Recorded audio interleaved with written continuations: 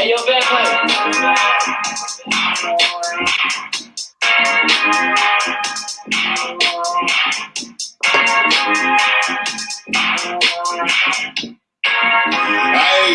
Hey, I just went by to watch with a whole lot of diamonds. Shot these niggas, it's my time. Took a trip out to Cali to hang with the G's, like a play and get high best I done. I say R.I.P. Kobe, a nigga so cold when I fall out, fuck around skydive. Shot was shaking on me, could've went by the Williams, the Ruby's a big ass Popeye. And I heard people bragging just like this, he mad. If you hit me for buzzing, you know that I'm taxing. Keep on, cause that's just in the practice. If he say that he robbed me, he capped me. Really no niggas start selling my capital. You not blind, you see that we have it. Not in my city, so no, I'm not happy. Came a long way from dope in the can, niggas know that I still in the game that I will. What's the sound of it? I shot the 10 600 on my hot neck. I had to feel like Mitch. Really happy as shit. Got out that stuff, started rapping. 6 months later, I'm rich. Nigga know I'm a step, I step with some energy. All these niggas I'm with is some fellas. A strap with a post, so I hope that you hear this. If they spin, they never spin. Most of these niggas is how they be telling me. Man, I'm finna take over, I'm stamping. How you think this? They sell ain't real shit. If your dog and they rhyming ain't helping it. How is you silent? You ain't never feeling it. Good evening to all of my fellow troglodytes, Neanderthals, you hairy knuckle dragon apes, everybody else in the red pill manosphere, and to all the good faithful family. Welcome to the Good Faith Podcast, where we maneuver around toxic debauchery, attempting to find harmony with our fellow man and to dissect society's caustic degeneracy. If it's a pre-apocalyptic dystopia that you seek, then look no further, because here it is. I'm your host, Ninjah Bullet. We understand you could have been a million other places, and that time is the most precious commodity any of us have. So from the bottom of our heart, we'd like to share our gratitude with all of our viewers. Viewer and listener discretion is advised. Due to the sensitive nature of some of our topics, we hope you will shield youngins from some of the vulgarity that may be spewed here. It must be noted that the views expressed by the panel are not necessarily the views of the Good Faith Podcast. We're not a fiduciary. We assume no culpability of investment performance as a result of following our financial advice. Our simple aim is to entertain and inform. Anybody living in the greater Philadelphia area interested in making an appearance on our show can reach me in a DM on Facebook or Instagram at Christopher Bewlett. See our Patreon link in the description if you'd like to make a campaign contribution to facilitate our meteoric rise. In all seriousness, though, like times are tough. I got an epileptic cat, and I gotta, make sure I feed him and give him medication 2 times a day. Any proceeds that we receive are seriously going towards medicating the cat, keeping the lights on, avoiding eviction, and feeding our gracious guests when we have them in studio. So once again, if you feel you've been given value by us, it takes a little extra effort to like and subscribe. This is your notification. The Good Faith Podcast is on not only YouTube, but Twitch, Apple, Spotify, Patreon, Amazon Music, Samsung Podcasts, Listen Notes, iHeartRadio, Pandora, and RSS.com. We'll keep pushing out these episodes so long as our following stays growing. And the path to notoriety will be for our listeners to spread the good word of the pod. If you have somebody in mind who would agree with our content, if they might be informed, even if they want to ridicule us, I don't give a fuck. Send a link to your friends and family. All publicity is good publicity. Our objective is to have a balance between the red and the blue side of the aisle. So if you have somebody in mind who enjoys listening to pods, please spread our channel. Now, the fragrance of the week, Estee Lauder Beyond Paradise. It's a discontinued fragrance. It was launched in 2004. It's fresh, exotic, woody, with a warm yet firm aroma. It's got citrus and floral notes with a woody and amber base. It's recommended for daytime wear or nighttime wear. The scent profile opens with top notes of orange blossom, lemon, grapefruit, bergamot, and hyacinth, evolving into middle notes of gardenia, orchid, honeysuckle. I love honeysuckle, jasmine, and finally settle into a base of hibiscus, amber, and plumwood for a fresh, leathery, and earthy finish. Shirt of the week is Michael Kors. Slacks of the week, Ralph Lauren. Hat of the week, Los Angeles Lakers. Tie of the week, Calvin Klein. You guys, you know my motto. I say, look good, smell good, play good. Influencer of the week is Kobe Bryant, because we've, with my guest of the night, we're gonna disagree about Kobe Bryant. I think he's, top 3 dead or alive, and so we'll talk about that. I saw the movie of the week. There's 2 movies of the week. I saw Superman in theaters today. I loved it, and Casino. The movie villains of the week are Lex Luthor and Ginger from Casino, because she's a trifling ass bitch. And the book of the week is Three Ring Circus. It's all about Kobe, Shaq, and Phil Jackson, and they were truly instrumental in that young dynasty that was over in LA. So, without further ado, now I'm going to bring our guest on. Hey, Michael, how are you? Hey, what's going on? So I'll give you a little bit of an introduction, and you can expand if I miss anything. Guys, our guest, Michael Sartain, he's a Texas Longhorn graduate, Air Force navigator for, I always want to say AC-130 planes, but it's something different, right? What plane is it? AC-135. AC-135, okay. VIP red carpet host, bikini contest judge, CEO of the Men of Action. Oh no, I'm not a judge. I'm just the host. Don't get me in trouble. I've never judged a bikini competition. Oh, gotcha. All right. And CEO of the Men of Action program, podcast host of Access Vegas and the Michael Sartain podcast, and you're a manager of a hedge fund? No. I'm a quant at a small fund. Quantitative analyst? Yeah. Just short stock options. Yeah. Okay.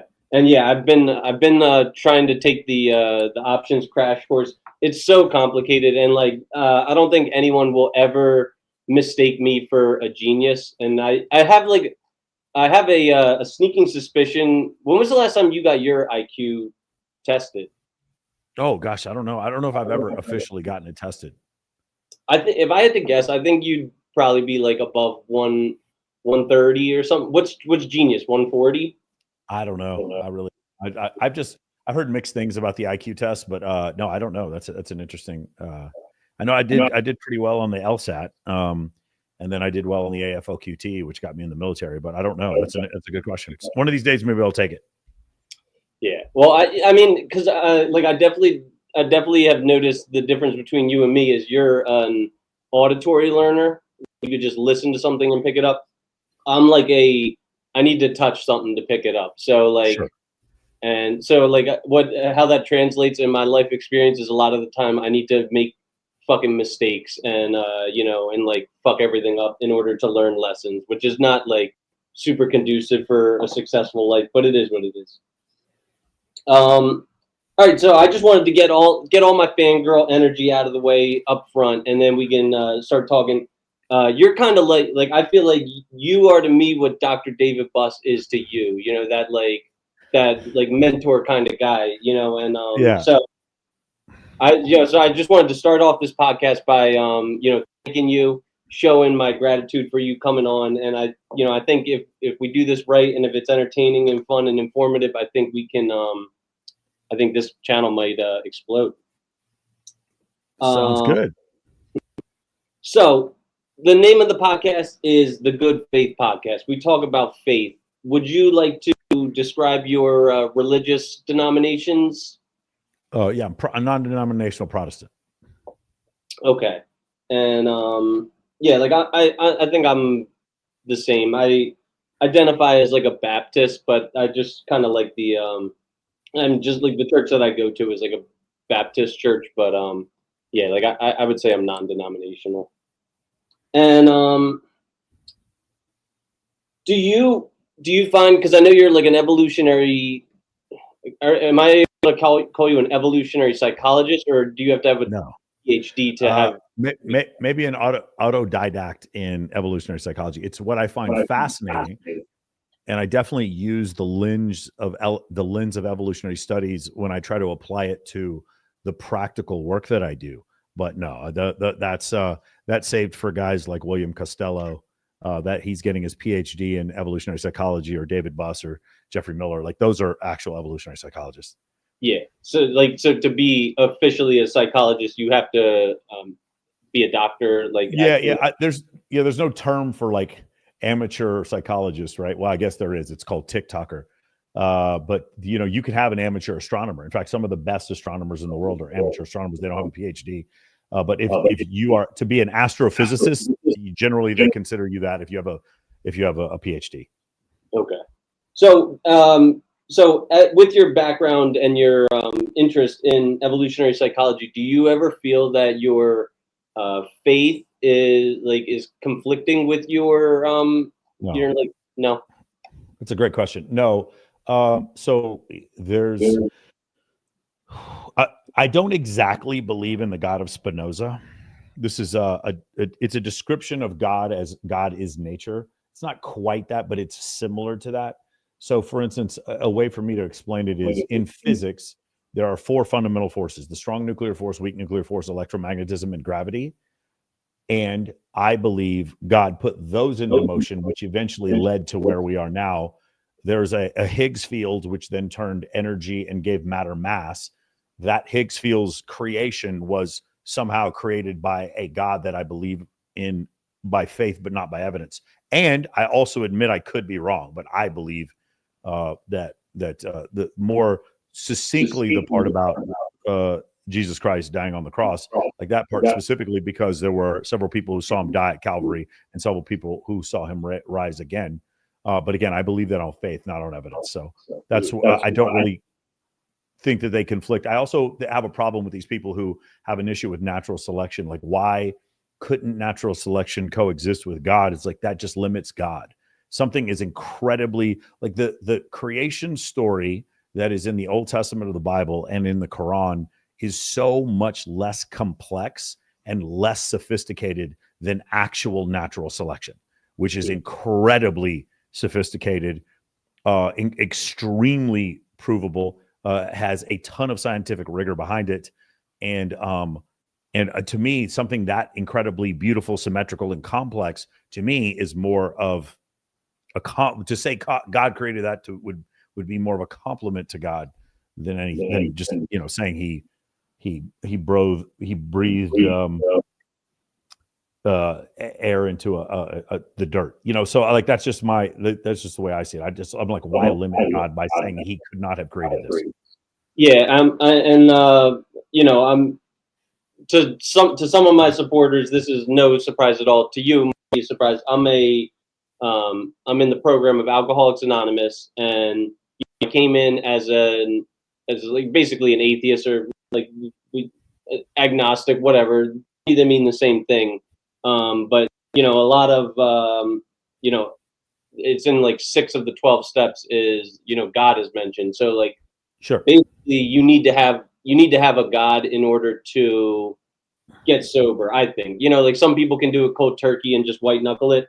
I think that because alcoholism is a 3-pronged disease of mind, body, and spirit. So I think my biggest like malady as a drug addict and alcoholic was just like a spiritual sickness. I didn't place any importance on morality. I would steal from people. I would fight people. I would like do whatever. I was a litter bug. I like didn't treat my body like a temple. I just put nothing but like junk into my body. And like I've definitely noticed that I'm becoming more like virtuous as time goes on, as I stay sober. And maybe we could talk about that with you. I think are you completely sober or mostly sober? Like, I'm completely sober. Yeah. Okay. I've never even tried like prescription, like Adderall. I've never even tried that. Like I've had like a quarter of a drink of alcohol before, but I never finish even one drink. I just find it kind of gross. But I don't mind when people drink around me. I actually like it. I just don't drink personally. I've never tried marijuana. I've never tried any drugs. Okay. Well, I would say you're missing out, but you're probably also missing out on the like horrible pain and suffering that can come with like developing. That sounds fun. Addictions. I'll start tomorrow. Yeah. Let's bang on some heroin. Let's do it. But are there any parts of the Bible? Because like this is like a touchy subject. People hate talking about this, especially when I talk with really faithful people. Yo, what's up? We got Doug in here. Doug's from the Men of Action program. What's up, Doug? What's up, Phil? What's up, Joe? What's up, Terry? What's up, Peanut? And one thing that no like religious or faithful people like to talk about is like discrepancies or things that they don't necessarily agree with in the Bible. Like, and I'll give some examples for me is, I mean, I know there's a lot of disagreement about this like new Earth theory, but I've heard some people say that they believe the Earth is like 6,000 years old. I've heard people say that Jonah survived like a month in a whale. What else is there? Those are the fact that the Virgin Mary was inseminated by a spirit. So I don't you The know, Virgin Mary did not die a virgin. Like, she had children but subsequent like, with Joseph after Jesus. so are there any things like that that you're, even though faith would allow you to like believe many Yeah. parts of the Bible, is there anything that you don't necessarily take on faith? Okay, so I do not believe in a literal interpretation of the Old Testament. And what I Yeah. mean by that is, I do not believe that Lot's wife looked back and literally turned into a pillar of salt. I do not believe that every microorganism and bacterium that existed also got onto Noah's Ark. I do not believe that. I don't believe that the Israelites were actually told by God to kill the Canaanites, the Amalekites, and the Jezebites. I think they killed those people of their own volition, did not need God to tell them to do it. I don't like there are literal interpretations of stuff like that. I don't know. Now, was there locusts in Egypt when God was trying to get the Pharaoh to let the people go? Maybe there was. I don't know. That could have been true. Parting the Red Sea probably didn't happen. Like, in fact, if you look at the map from when they're walking from Egypt to Israel, it seems like there's a pretty easy way to get around the Red Sea versus crossing it by splitting it. So there's a literal interpretation. So here's the way I try to explain it. Okay, 3,000 years ago, I am writing the Old Testament in one form or another. I am a human being, and I happen to be one of the divine human beings writing one of the books in the Old Testament. And for this argument, I'm going to say that this person that we're talking to is writing something that was divined by God, and that God is real. So in this scenario, so now my question for you is, I'm going to describe the creation of the earth. The true creation of the earth requires you to understand concepts like gravity, concepts like spheres, orbits, concepts like the speed of light, understanding the concept of an atmosphere, a vacuum, the way tectonic plates work, the formation of planets, the coagulation of matter through gravity, etc. Do you have the technology 3,000 years ago to understand any of those things I just described? No, not whatsoever. Okay. 3,000 years ago, I believe the Old Testament in Aramaic, please don't quote me on this, but I believe it was written 3,000 years ago. Is there a word in Aramaic for billions? I'm sure not. Like, probably. Yeah. Okay. Yeah. So not only, so exactly. So if I were to say the earth is billions of years old, I don't even have a word in the language I'm writing the Old Testament in with which to state billions. Like, the concept of the word doesn't exist. So it's like their interpretation or the description in the Old Testament about the creation of the earth is written with what limited technology they had. Does it make sense? Yeah. They don't they don't understand that there's probably some speculation to whether or not the earth is round 3,000 years ago. With some people, most people knew that the earth was round back then, but maybe some didn't. And so when you realize that they didn't have not that they didn't have the intellectual horsepower, there were geniuses 3,000 years ago, just like there are today. They just did not have the verbal technology with which to describe the earth. So what makes more sense is God came from the earth. Adam came from the earth. Eve came from a rib, Garden of Eden. Like, that story, that origin story, is something that they can use using the verbal technology that they have at the time. Does that make sense? Yeah, and this episode title is the 4-minute mile, because to me, you're a little bit of like a Roger Bannister, and I love how you have spoken about how you know, like guys like Isaac Newton, you know, and Galileo and Copernicus back in the day, like you're probably not smarter than them, but you do have with technology, you have the ability to be better educated than them. You know? This is not a statement of arrogance. I understand physics better than Isaac Newton did when he died. And it's not because I'm as smart as Isaac Newton. It's because so many discoveries in physics, including relativity and quantum mechanics, Isaac Newton was not privy to, along with astrodynamics, astrophysics, astronomy in general, the speed of light. Those are things that Isaac Newton was not privy to when he passed away, or when he wrote Principia Mathematica in the 1600s. So I have the advantage of being able to learn from everything that he knew, but I also have more of an advantage in that I can keep stacking knowledge on top of knowledge. This is one of the reasons why I get into the debate with people about objective versus subjective reality. How people are like, well, the world's the way I feel like it is. I'm like, no, you can't actually build a world based on feelings. You have to build a world based on objective truths, and then you stack those truths on top of other truths, and then you have skyscrapers and satellites and quantum mechanics and nuclear weapons and all that kind of stuff. That's where that comes from. So in order to achieve those things, you must have an objective truth, not a subjective truth. So I know you have an objection to concepts like soulmate, fate, destiny, karma. Yeah. What about God's will? Do you believe that like God has a will for you?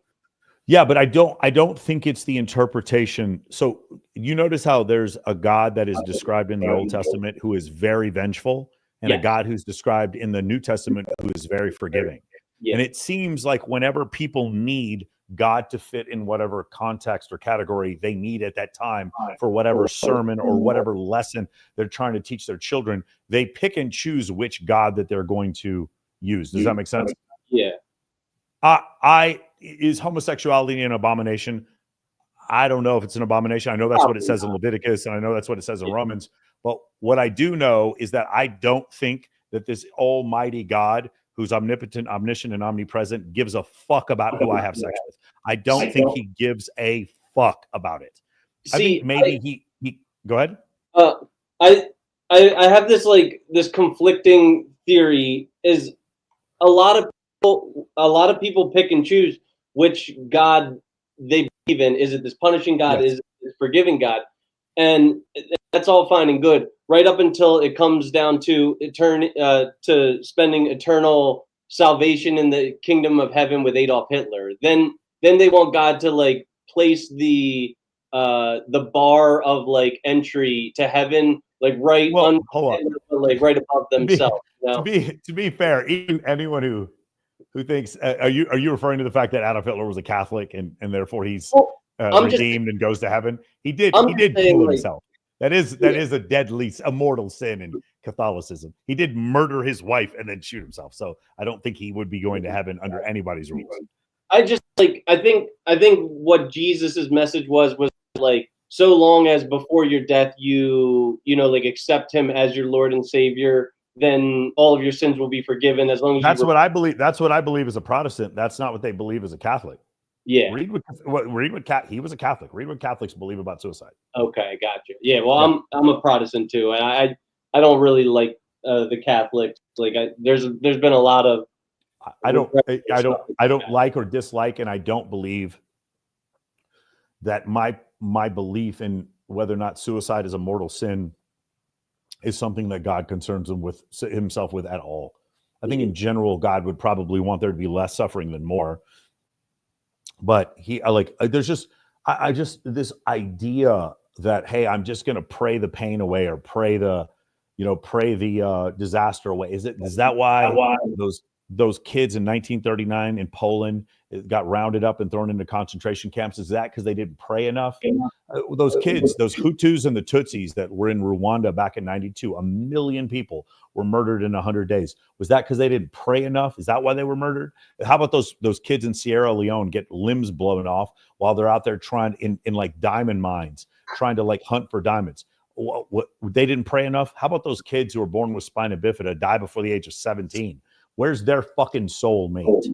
They're not pray enough? What happened? Why is it that something bad happened to them? And the reality is there's a sense of randomness in the world. There is. Those of us having this discussion or even discussing this, we're incredibly fortunate because we're living at a time where there's high-speed internet and antibiotics and air conditioning and all this other incredible comforts that we have. And then in doing so, then we go back and we start to say, oh, here's what I'm trying to say. Let me say it in a more concise way, Chris. In order for you to believe in fate, karma, destiny, or a soulmate, you have to be incredibly privileged and spoiled. Mm-hmm. People who live in suffering, our ancestors who were all basically on the verge of starvation their entire existence, did not have the privilege of believing in fate, destiny, and karma. Mm-hmm. That is a privileged North American middle class position to believe in that bullshit. That's it. That's just a privileged position you have. Do you do you pray? Yes. Yeah. Okay. And what do you, if you don't mind sharing, what are the kind of things that you pray for? And generally to lessen someone else's suffering. Oh, okay. So you never pray for yourself? I definitely have. Definitely, sometimes I do, but in general, it's someone else's suffering.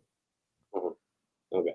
Just in general, like if there's one thing I'm going to agree. Like I think we could all agree on is in general, I believe whatever the will of God is, he doesn't want more suffering. He doesn't. So like I think we could all agree with that. Okay. So if we have a society where murder is not frowned upon, there's going to be more suffering. So you know what God could do to help stop that? Thou shalt not kill. That makes sense. If we have a society where we have a bunch of people stealing from each other or people cheating each other, then society is going to break down, which is going to create less commerce and more suffering. So I understand why those commandments would be in the Old Testament. Those commandments make sense because those commandments lessen suffering. That makes sense to me. I understand that. But in general, like if you ask me what I pray for, it's like the suffering of animals, the suffering of people, less suffering while we're here in this mortal coil is probably the only thing I can pray for with that, along with wisdom. Yeah, I like there's a prayer called the third step prayer. It's like kind of like I fucking use it every single day. Grant me, now I'm put on the spot. I can't even think of it, but like, God, I offer myself to thee to build with me, to do with me as you will. Take away my character defects so that victory over them may bear witness to those that I would have of your power, your love, and your wisdom, basically, and yeah, so like that's what I pray for. I pray that I'm, gonna be useful to God and not just some like fucking schmo on the sidewalk that's just, looking out for his own best interest. And while what you're saying is noble and accurate, if God is omnipotent, omniscient, and omnipresent, God doesn't need me to be useful. He doesn't.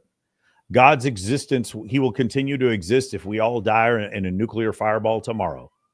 That's the other part of it. It's like if God is how we describe him, that level of infinity, that level of ultimateness, then none of this really, like, I truly do believe he sees us as his children and wants less suffering for us. But other than that, I just don't think he is nearly as judgmental as the people who wrote the books of the Bible. Yeah. Speaking of,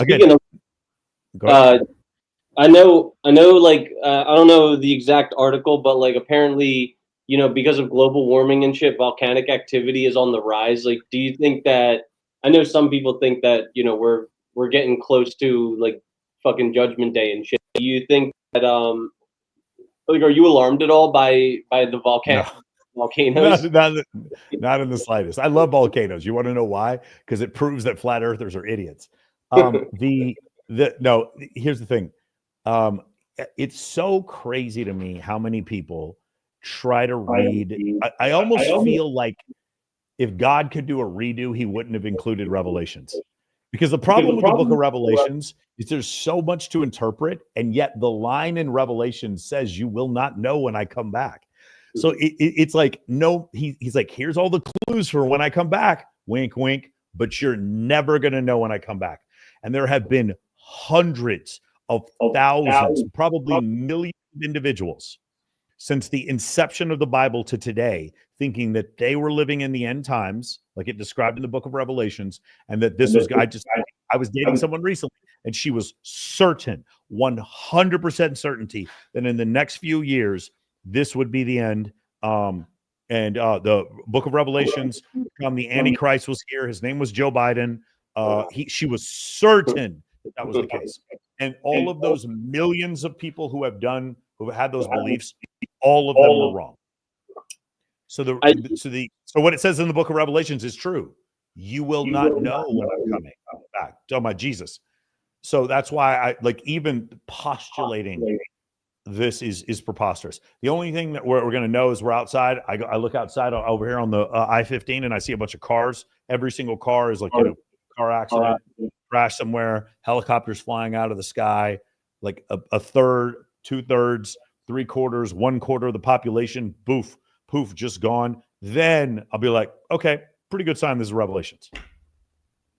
Yeah, I think it takes a certain level of like arrogance and, like you said, privilege to believe that you're gonna witness the like Revelations when all the thousands of generations before you just lived and died on Earth without any. Yeah, of course. But like, I mean, think about what that means. Like, you're so special that God was like, hold off on Revelations until Johnny's born. Okay, is Johnny ready? Has he gone through puberty? Is he ready? You ready to watch this, Johnny? So you can prove to everyone that you're right. Boom, Revelations for you, Johnny, because you're special. That's what all these people were. They thought that they were special. That's why they all believed that the rapture was going to occur during their lifetime. All right, so let's take this a little bit in a sad path. Are you okay with talking about your father's death at all?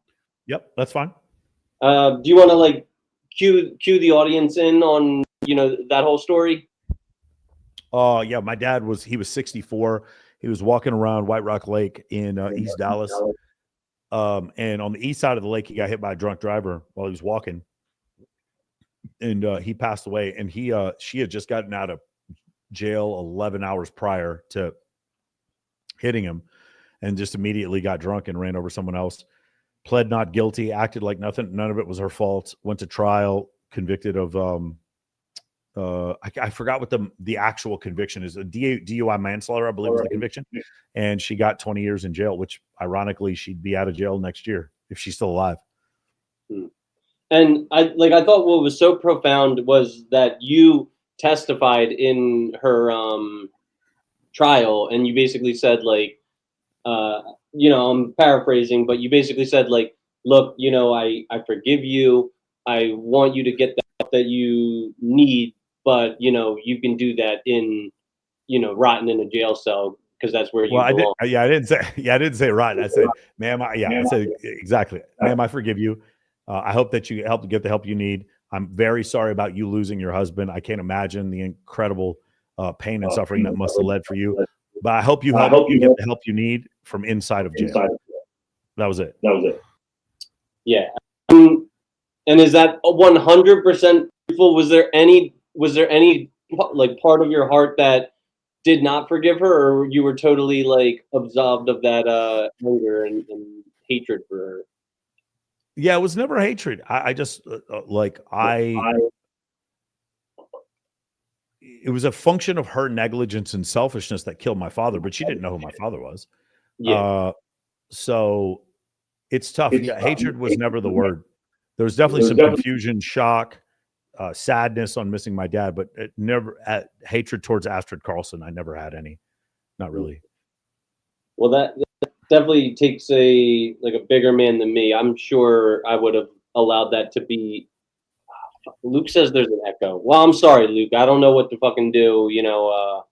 Hopefully, fucking someone who's more fucking gifted with technology can help me and shit like that. It sounds fine. Hey, man, next time, just use AirPods, and then you won't get an echo.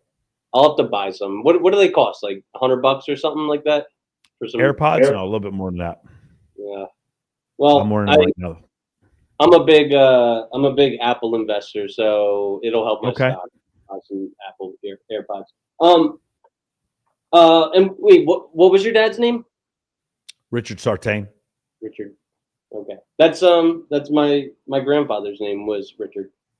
And so kind of taking this onto a whole new avenue, but because you talked about Astrid, and that reminds me of Warren Buffett, and I have a theory that I don't think anybody else has about Warren Buffett and Astrid Menks, his now wife that he got married to at like the Bonefish Grill after the death of his late first wife, Susie Buffett.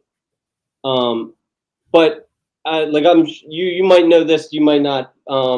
He was set up with Astrid Menks by Susie Buffett. Yeah, I'm aware. Yeah, my belief is that Warren was not Susie's first choice. She actually in the book she had this other guy. I don't know his name, but she had this other guy. He was like a tennis instructor or something like that. Yeah, and he ended up moving to like San Francisco or something like that. I think that she was with Warren Buffett for the protection and provisioning and security that Warren was able to offer her.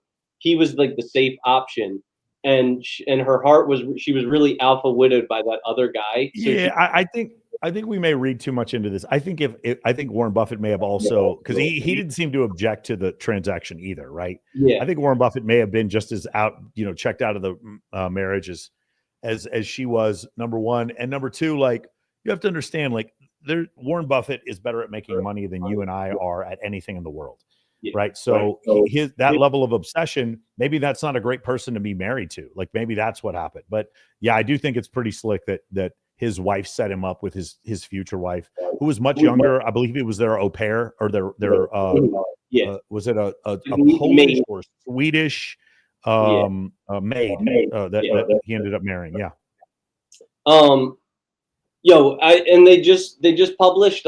Speaking of Warren Buffett, they just published Congress's trading successes of last year, and I think like the top 100 Congress members had a yearly return better than all of the top 100 congressmen who were trading this year had a better return than Warren Buffett has ever had. Like in 1 year. It's like it's pretty I think the idea that you're in that position, you have that much money and you have access to that much non-material information. Yeah, I think there's something to it for sure.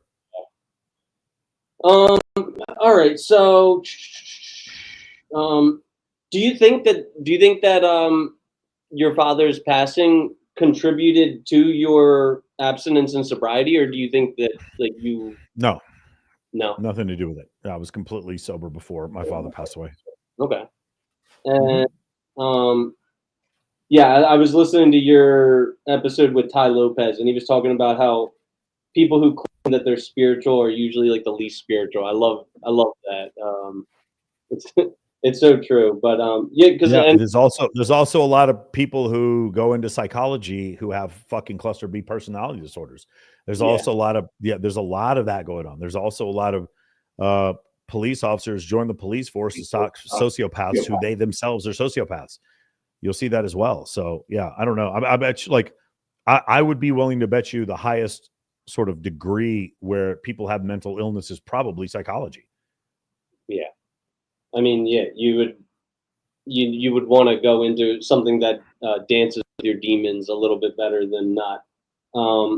Like basically my biggest gripe with like spirituality, and I owe a lot of my like development and my success to spirituality, but I don't like how there's so much virtue signaling and like shaming coming out of the like religious regions. Like it could be any religion, Judaism, Christianity, and what ends up happening, what's like a secondary result of that is I think a lot of like particularly women are engaging in all this like sin and debauchery, and then when they get past their prime, they like turn to religion to be saved and shit like that. Like,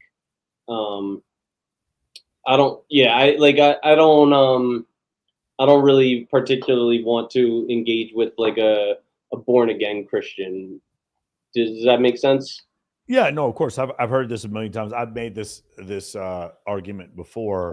One of the difficulties of trying to meet a partner in the church is you're dealing with men who, like, again, a man remaining a virgin is actually easier than a woman remaining a virgin. A man, Yeah. a man could just not be very cool, and no women want to have sex with him. It's not difficult to do. Try it if you don't believe me, guys. Try to not go out for a while. Stay at home, play video games, eat morbidly, don't leave your apartment, and see how many women you get to have sex with by doing that. It's not difficult for a man to go without sex. A man who is, he follows the Bible, perhaps maybe a little autistic, whatever, not super calibrated, stays within the church. He could be 23, 24, 25 and have zero experience with women. Then you have women, they go out and maybe they've had something that brings them back to the church. For instance, they got a life of sex work, or they got into a life of where there was excessive levels of drug or chemical use, chemical dependencies, right? Drug usage or alcoholism, something like that. And then they come to an epiphany later on in life and realize, hey, I need to find a husband. I'm not getting quite the same attention I was getting from men before. What's a great place for me to find a good husband? I know, we'll go to the church. And when she goes to the church, they set her up with one of these men who has no experience with women, and she mollywops him. She just takes over his whole life. Like a great example, you know what it looks like to me is Jeff Bezos and his new wife. His new wife is clearly more sophisticated than he is when it comes to relationships. Same thing with Travis Hunter and his wife. She's clearly way more technologically sophisticated when it comes to this relationship than he is. And so you get into the situation where, you go to the church to try to find a good woman, but what you're finding is a woman trying to get absolution. And by the way, the church can give you absolution. I'm not saying that a woman who's a porn star can't go to church and be saved and go to heaven. I'm not saying that. What I'm saying, though, is it doesn't change her psychology, even if she does get absolution, to where if she's had more than 20 sexual partners, 30, 40, 50, 100 sexual partners, it's unlikely she's going to be happy in a marriage, and it's unlikely she's going to stay faithful. It's just the truth. God or no God, it's just the truth. Yeah, like do I want her to make it into the kingdom of heaven? Do I want her soul to have absolution? Of course. I don't want to be the guy that, has to stay wed to her until death do us part, because yes, the data is overwhelming that, what is it? I think if a woman has had 20 or more sexual partners. So there is it's the Peterson Institute that did this, and I mean there's several more, but in this one study, if you had more than 20 sexual partners, there was a 17% chance you would be happy in a marriage. Yeah. Like the institution of marriage as it is needs no help in breaking down and failing in Western culture. Like, I think like if all the conditions were perfect, I do believe that Christian couples who pray together every single night, they have a success rate of about 99%, but like there's probably so many other factors that contribute to that, it's very complicated, but it is complicated because I'm supposed to believe that you pray together every night. Like I know a lot of very religious people, and they probably pray together a lot. I just don't know, like, how do we really verify that data? But I do believe what the thing is like, do I believe if you pray together with your wife every night, you're more likely to stay married? I do believe that. Yeah. That seems obvious to me. What I mean by that is I also believe if you and your wife also play pickleball together every week, you're also more likely to stay married. I believe if you and your wife go to the gym every day together, you're also more likely to stay together. I believe if you and your wife go to the bed together at the same time, you're also more likely to stay married. And if your wife supports your business and she comes and helps you with your work every day, you're also more likely to stay married, along with praying with your wife every day. I do have like a little bit of experience with this. Like I had a girlfriend, and she was actually like a Muslim. I was a Christian, but we still prayed to our, to some fucking higher deity, and it was just like, it was a very liberating feeling, it just put put me at peace, like right before laying my head on the pillow, and it was nice, you know. So I would suggest, I don't care what, you know, my future wife believes. I don't care if she believes in a flying spaghetti monster or whatever, but I would like to, you know, I could not ever end up with an atheist. I know that. Like they just have too purposeless of an existence for me to really you know, get along with.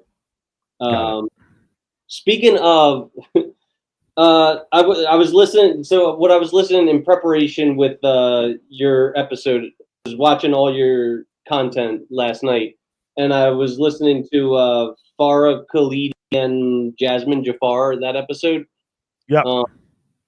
And you you said, I think you said there you handicapped Farah Khalidi's virginity at less than 50%. I think, is that what you said? Did I say less than? I said it's probably 50%. I don't see it. I don't know. Did I say less than 50%?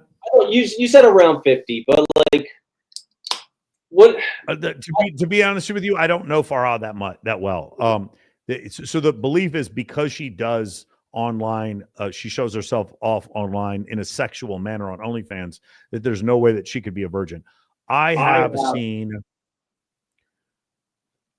Well, my answer to that is, if Farah Khalidi is a virgin, it might be because of her virtue, her Muslim virtue. I don't know if she is Muslim, actually. It might be because of her virtue. It might also be that she's asexual. She's just not that interested in sexual intercourse. I think she's incredibly hyper selective, and sure. And I don't want to bash someone, especially someone I've never met, but like she's the one like influencer or like podcast guest that just like seems to engage in all these conversations with like bad faith. Does that seem true at all? Yeah, I mean, to a certain extent. I mean, I think she's trying to get a rise out of people. I haven't had that problem with her because she, like, again, Farha and Jasmine aren't that, they're both, I would consider Jasmine a friend. I like Farha. She came to one of my events a couple months ago.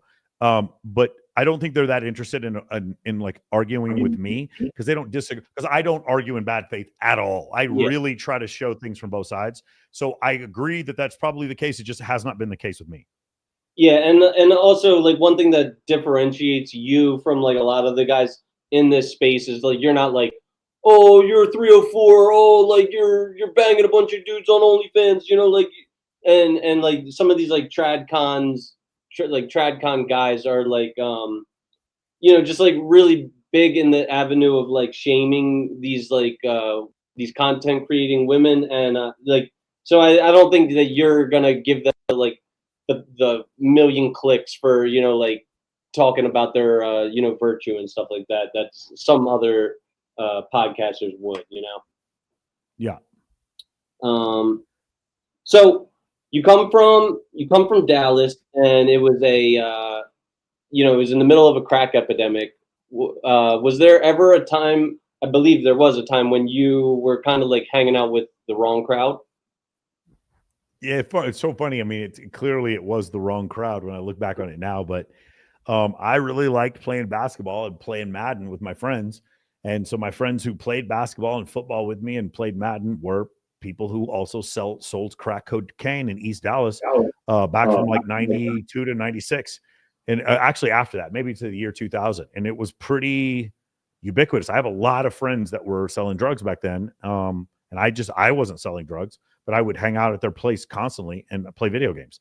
It was just a constant thing for me, something I didn't really look at and think at the time. I just remember I'm playing Madden and I hit pause, and there's this knock on the door, and the guy, he stands up, and I'm not snitching on him because this house has been torn down. The guy went to jail. He's been out of jail. He's not selling crack anymore. He gets up, he takes a plant, he unscrews the bottom of the plant out. He gets the crack out. He goes to the back. He's got a camera back there. He gives the dope to the dope fiend. Someone else brings the money to the front. It was a whole situation. Comes back down, sits down, and we start playing Madden again, and did that for hours. And that's actually why it's called a trap house. People think it's called a trap house because the crackheads get trapped in the house like a roach house. It's called a trap house because the drug dealer gets trapped. The drug dealer can't leave because if he leaves, the dope fiends come break in and steal all the shit. So he's trapped. He can never leave the house. And did the trapper ever keep the money and the product in the same location? Because that's like a no. I don't know. I was 16. I really didn't pay attention. I just remember him on screen. So basically, you go to a head shop, and back then marijuana is completely like heavily illegalized back at this point in time. And so you go to a head shop where they have all these bongs and they have all these like Coke cans and shit that have secret compartments, but it's made for marijuana. This guy was just using it for crack cocaine. Yeah. Oh, so wait. So you, I know you're a big basketball fan. How tall are you? I'm about 6 foot and a half inch. I used to be 6'1", but I think in my old age I've gotten a little shorter. I'm just a half inch over 6 foot. I'm like 5'7", and like basketball was always the one sport that I never played like in any type of like intramural or competitive like arena, but it was always like my second favorite sport. I'll give a shout out and I'll gloat right in your face. Philadelphia Eagles are my number one fucking team. I got the neon up there, world fucking champions, baby. Suck our dick, Dallas Cowboys. But yes, I still have a football team. I wasn't aware. But yeah, I know we were. Didn't you guys burn your city down right after that championship? I thought. Is there still a city of Philadelphia, or did you guys burn it down? I forgot. This celebration was a lot more tame than our first one. Like the first time we won a Super Bowl, like fucking, it was crazy. There was bedlam. There was literally, I remember there was this guy. He had ropes like tied around the steering wheel, and then he was on the windshield of his car using the ropes to like drive his car, like ghost riding his car on the windshield. Just fucking absolute insanity. That type of bedlam just makes me think that's what Philadelphia is like all the time. That was that ugly, hairy women. Cowboys. But it's only like that when we win championships. But speaking of championships, because there's this one dude, I don't even know who said it, but in the Men of Action Zoom call, someone was like, "This is the worst NBA Finals I've ever seen." And I was like, "Are you kidding me? This was like the best NBA Finals that I've seen in a long time." I think the last NBA Finals that was this good was when LeBron like came back to beat the Warriors, like basically by himself. Agreed. Yeah, I thought this was a really good NBA Finals. Did you who were you rooting for? I wasn't rooting for anyone. I mean, it's not possible for me to root for the Oklahoma City Thunder. Okay. Yeah, well, I was rooting for the Pacers just because they were like big underdogs the entire way, and it sucks. The only part that sucked about this entire playoffs was the fact that in fucking Game 7 of the fucking NBA Finals, the superstar of the Pacers goes down with a fucking torn Achilles tendon. Like, that's the worst way to fucking end the finals. Like, I'm so pissed about that. So while we're on the topic of basketball, why don't we have this controversial debate? You said that you don't think Kobe Bryant is a top 10 basketball player of all time. So who the fuck are the 10 basketball players you put above Kobe Bryant? So I think Kobe would. Let me just say, I think Kobe would be number 10. Okay. I think Kobe would be. Now, I don't accept who are the 9 guys above. Let me help you out here. So one of the problems is if we had this discussion before his death, so after the 2016 season, but before his death in 2020, most people who understood basketball did not think Kobe Bryant was a top 10 player. When he died, magically, we started comparing him to LeBron James and Michael Jordan. Comparing Kobe Bryant to LeBron James, again, Kobe is an incredible player, unbelievable competitor, who also got swept by the Dallas Mavericks in the 2011 finals, who didn't make the playoffs during his prime. Hey, real quick, Chris, all those years that the LeBron James didn't make the playoffs in his prime, can you tell me what years those were? I don't know about his playoff record. I know. In the finals, LeBron James is lost like how many finals has LeBron lost? Like at least. Yeah, he's gotten to the idea. There is no possible metric by which you can say that Kobe Bryant is better than LeBron James. LeBron James was the best player on 4 NBA championship teams, and Kobe Bryant was the best player on 2 NBA championship teams. And you might make an argument that Pau Gasol was better than him in 09. Like that, there's no way. Kobe, there is no year. This is when I started to realize how ridiculous this argument was. What year was Kobe Bryant the best player in the NBA? He won the MVP award some year. Won the MVP in 06, but look at his numbers versus LeBron. It wasn't even close. LeBron. So who was the best player? What year was Kobe Bryant the best player in the NBA? What about the year that he beat my Sixers? Like I would imagine he was probably Michael Jordan was still in the league then. The year he beat the Sixers, Shaquille O'Neal was better than him on his own team. I just like if Shaquille O'Neal was so fucking good, why couldn't he work on his shooting? Like Shaquille O'Neal was one dimensional in the sense that there was. It is so amazing that your argument is that Shaquille O'Neal, who scored 38 points and got 15 rebounds a game in the NBA Finals, was one-dimensional. Like this is one of the worst things about these Kobe stands is that one of the ways for you to say Kobe was great is for you to diminish Shaquille O'Neal. It is absurd. There is no one from 2000 to 2002. There is no one in the history of the NBA, including Michael Jordan, who was as offensively dominant as Shaquille O'Neal. Let me say that again for anyone who didn't hear me. From 2000 until 2002, there was no more efficient, unstoppable offensive player in the history of basketball than Shaquille O'Neal. At no point during Kobe's career was he as good as Shaquille O'Neal was in 2000, 2001, and 2002, period. At no point. Now, here's the next thing. The comparison, I hope we're not comparing him to Michael Jordan, because then we're not even having a discussion. That's an absurd comparison. Kobe doesn't even belong in that discussion. He does not belong in the discussion with LeBron James. LeBron James is so much better than Kobe. It's ridiculous. Can you tell me about that game, LeBron James, where he decided to not shoot in the entire second half of the game, like Kobe did in the 06 first round when they lost to the Phoenix Suns? He didn't take a single shot at the end of that game. He went the whole game and decided to not shoot to prove a point to his team because he was a shitty leader, and in 09 admitted he was a shitty leader and did something to change it and became a better player. But throughout the entirety of his career, to say he was as good as LeBron is ridiculous. And you want to know what else is ridiculous? To say that Kareem Abdul-Jabbar, with 6 league MVPs and 6 NBA championships, is not better than Kobe Bryant is absolute negligence. It is absurdity.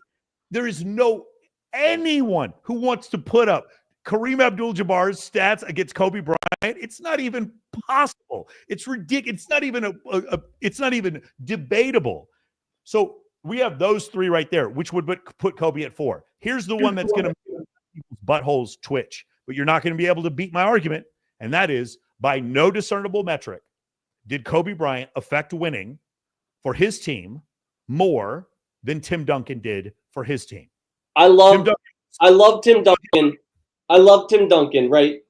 But here, so I'm gonna offer my rebuttal right here. Kobe Bryant changed the game. Means nothing. Meaningless. Affects winning. So repeat after me. Affects winning. Affects winning. Wait, how many? How many championships did Tim Duncan win? 5, and he was the best player on all 5. Kobe Bryant won 5, and he was the best player on 2 of them. All right, so hear me out, right?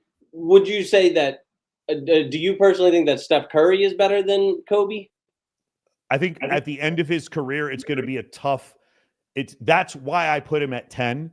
Because I have Steph at 11, but I think I have Steph at 10 by the end of Steph's career. That's the closest comparison of Kobe Bryant is Steph Curry, but Kobe's a better defender. Kobe's definitely a better defender. Steph is a more dynamic, better offensive player. The same way that Steph Curry changed the game to become a shooting league. I'm sick of change the game. Allen Iverson changed the game and didn't win shit. Stop with change the game. Affects winning, not selling basketball shoes. Affects winning. Look at the regular season winning percentage and the playoff winning percentage of Kobe Bryant versus Tim Duncan, and this debate will be over. How many first-team All-NBA defenses, league MVPs, and championships Tim Duncan won? There's no debate. I'm even as affecting winning. Tim Duncan, if like it's life or death, and I have to win an NBA championship in this one season, and I have to pick between two players to do it, Kobe in his prime or Duncan in his prime, there is no one who understands basketball who is not going to pick Duncan in his prime. Obviously, guys who played with Kobe are all going to disagree with me. All the people who are friends with Kobe are disagree with me. I'm sure. I'm talking about anyone who's just looking at this from a probability standpoint. Tim Duncan affects winning more. Tim Duncan affects winning more than Kobe Bryant, period. And do you want to know who else affected winning more than Kobe Bryant? Shaquille O'Neal. He did as well. All right, so how many championships did Shaquille have? Four? Four. Yes. Again, okay. But he was the best. But he was the best player on 3 championships, and he won two league MVPs. And Kobe Bryant was the best player on 2 NBA championships. I don't care how many NBA championships, bro. Let me tell you right now, fucking Michael Finley won an NBA championship with the Spurs in 2005. That doesn't mean he's better than Charles Barkley. It's not how many championships you win. How many championships are you the best player on your team? And Kobe Bryant was not the best player on the 2000, 2001, 2002 team. He wasn't. Go look at the numbers. There wasn't even close. The only reason he's able to get as open as he is because he's playing next to Shaquille O'Neal, who was an automatic double team every time he went down the floor. That's the problem. So I'm not saying Kobe wasn't great. There's been 5,000 people who've ever played NBA basketball. Kobe's just number 10. He's not better than Tim Duncan. He's not better than Shaquille O'Neal. He's not better than Magic Johnson. And he sure as shit isn't better than Larry Bird. That is the craziest one of all. Larry Bird led his team in scoring, rebounding, assists, steals, and blocks in the same season, and was first team All-NBA. There is no possible way. Bird was a better defender. Bird was a better passer. Bird was a better shooter than Kobe. Kobe's incredible. Kobe was definitely a better athlete. But the idea that he's better than Larry Bird, you just didn't watch you're just like, no, Larry Bird was white, therefore he wasn't as good. Yes, he was. And I got another one for you. He wasn't better than Magic. Sorry. He wasn't better than Magic Johnson either. And now it's getting real tight because these people who love Kobe are like so sure that I'm wrong, but no, I'm not wrong. And I got another one for you because he won 11 rings. He's not better than Bill Russell either. And I got one more for you because one dude led the league in assists and scored 55 points a game, and his name was Wilt Chamberlain. He's not better than him either. So yes, Kobe is number 10. And Steph is probably going to push him to number 11. And if Durant had done a few things different in his game, Durant would have pushed him to number 12. I put Kobe right there with Steph Curry. That is where Kobe belongs. Kobe is not a better player than Tim Duncan. I'm talking about effects winning. Is he more exciting than Tim Duncan? Yes. Is he more exciting than Shaq? Yes. Is he more exciting than Hakeem Olajuwon? Yes. Does he sell more basketball shoes than Larry Bird? Yes. Does he sell more basketball shoes than Magic Johnson? Yes. Does he affect winning more than any of those players? He does not. And there's no way statistically you can prove otherwise. So, but by the way, I would not have had to have this discussion before. It's just after Kobe died, everyone's like, greatest of all time. I'm like, what are you talking about, bro? Are you kidding me? The greatest, he's a great player, but he wasn't the greatest of all time. He's one of the most selfish players I've ever heard. He sits there and belittles his teammates constantly. He runs Shaquille O'Neal out of the fucking place, which is stupid to start with. And then after he runs Shaquille O'Neal out, how'd they do in the playoffs after that? They did fuck all in the playoffs until they got Pau Gasol, another first team All-NBA player. I think he's hands down the most industrious NBA player who has ever. The most industrious NBA player would be Duncan, not industrious. You meaning the least amount of the least amount of wasted motion, it's Duncan. It's not going to be Kobe. No, I'm talking about just being a fucking like a fucking blue collar kind of guy. He was always the first into the office. I would put Rodman ahead of Kobe Bryant as far as being a blue collar guy. I mean, dude, there was times. I mean, there was times when fucking Phil Jackson, who also coached Kobe Bryant, had to like send private investigators to Vegas to locate Rodman. Again, on the court, you think that Kobe worked harder than Dennis Rodman? They're two completely different. Like one guy's a rebounder and one guy's a I agree. I totally agree with you. I'm not saying that's not the issue. If the question was who looks cooler driving to the basket, you win. It's Kobe. If the question is who affects winning more, it's Michael Jordan, LeBron James, Larry Bird, Magic Johnson, Shaquille O'Neal, Tim Duncan, Bill Russell, Wilt Chamberlain before Kobe. All right. I see I'm not going to be able to sway your opinion. So you're not even expressing an opinion. You're not even expressing like viewpoints to combat my opinion. Well, he was just such a cultural leader. He was the kind of guy. You saying that, you are proving my point. You have basically given up the argument by saying that Kobe Bryant was a cultural leader when we're discussing whether or not he's a top 10 player. Well, okay, if that's the case, he was a cultural leader. Kareem Abdul-Jabbar and Bill Russell, who were part of the civil rights struggle of the 1960s, were a far more important cultural fucking leader than Kobe Bryant. I'm talking about taking a losing culture, like a basketball team's culture, and making it. Are you kidding me? They had a winning culture, and then they started losing when Shaq left. He contributed to the losing culture there. And then asked to get traded in 2006. How many years did Shaq play before he won a championship in Los Angeles? 2 years in LA, and then he won a championship, I believe. So 97, 98. Okay. Yeah. Same as Kobe. They played the same number of years there until Shaq left. They got there the same year. Well, all right. I'll maybe we'll chalk this up to a difference in opinions. I have not expressed in a single opinion. None of what I said was an opinion. I have only stuck to statistical facts. That's it. None of this is an opinion. It is my opinion that Kobe is second greatest, and I see that I'm not going to be able to. Please explain to me how Kobe's better than LeBron James. Just go through that real quick. Use your words. All right, because first of all, LeBron lacked loyalty. How many different teams has LeBron been on now? 4 teams. That's because Kobe asked to be traded in 2006, and they wouldn't trade him. You talk about loyalty? He tried to get out of there on multiple occasions. Okay, but even still, I mean, LeBron, I'm assuming, has asked to be traded at least 4 or 5 times in his career, right? Loyalty, he went back to Cleveland, which no one would have done, and won a championship for them. Yeah, that sounds like more loyalty to me. Than playing for 18 or 20 years in the same exact city. Again, he asked to leave on 2 occasions. He asked to leave.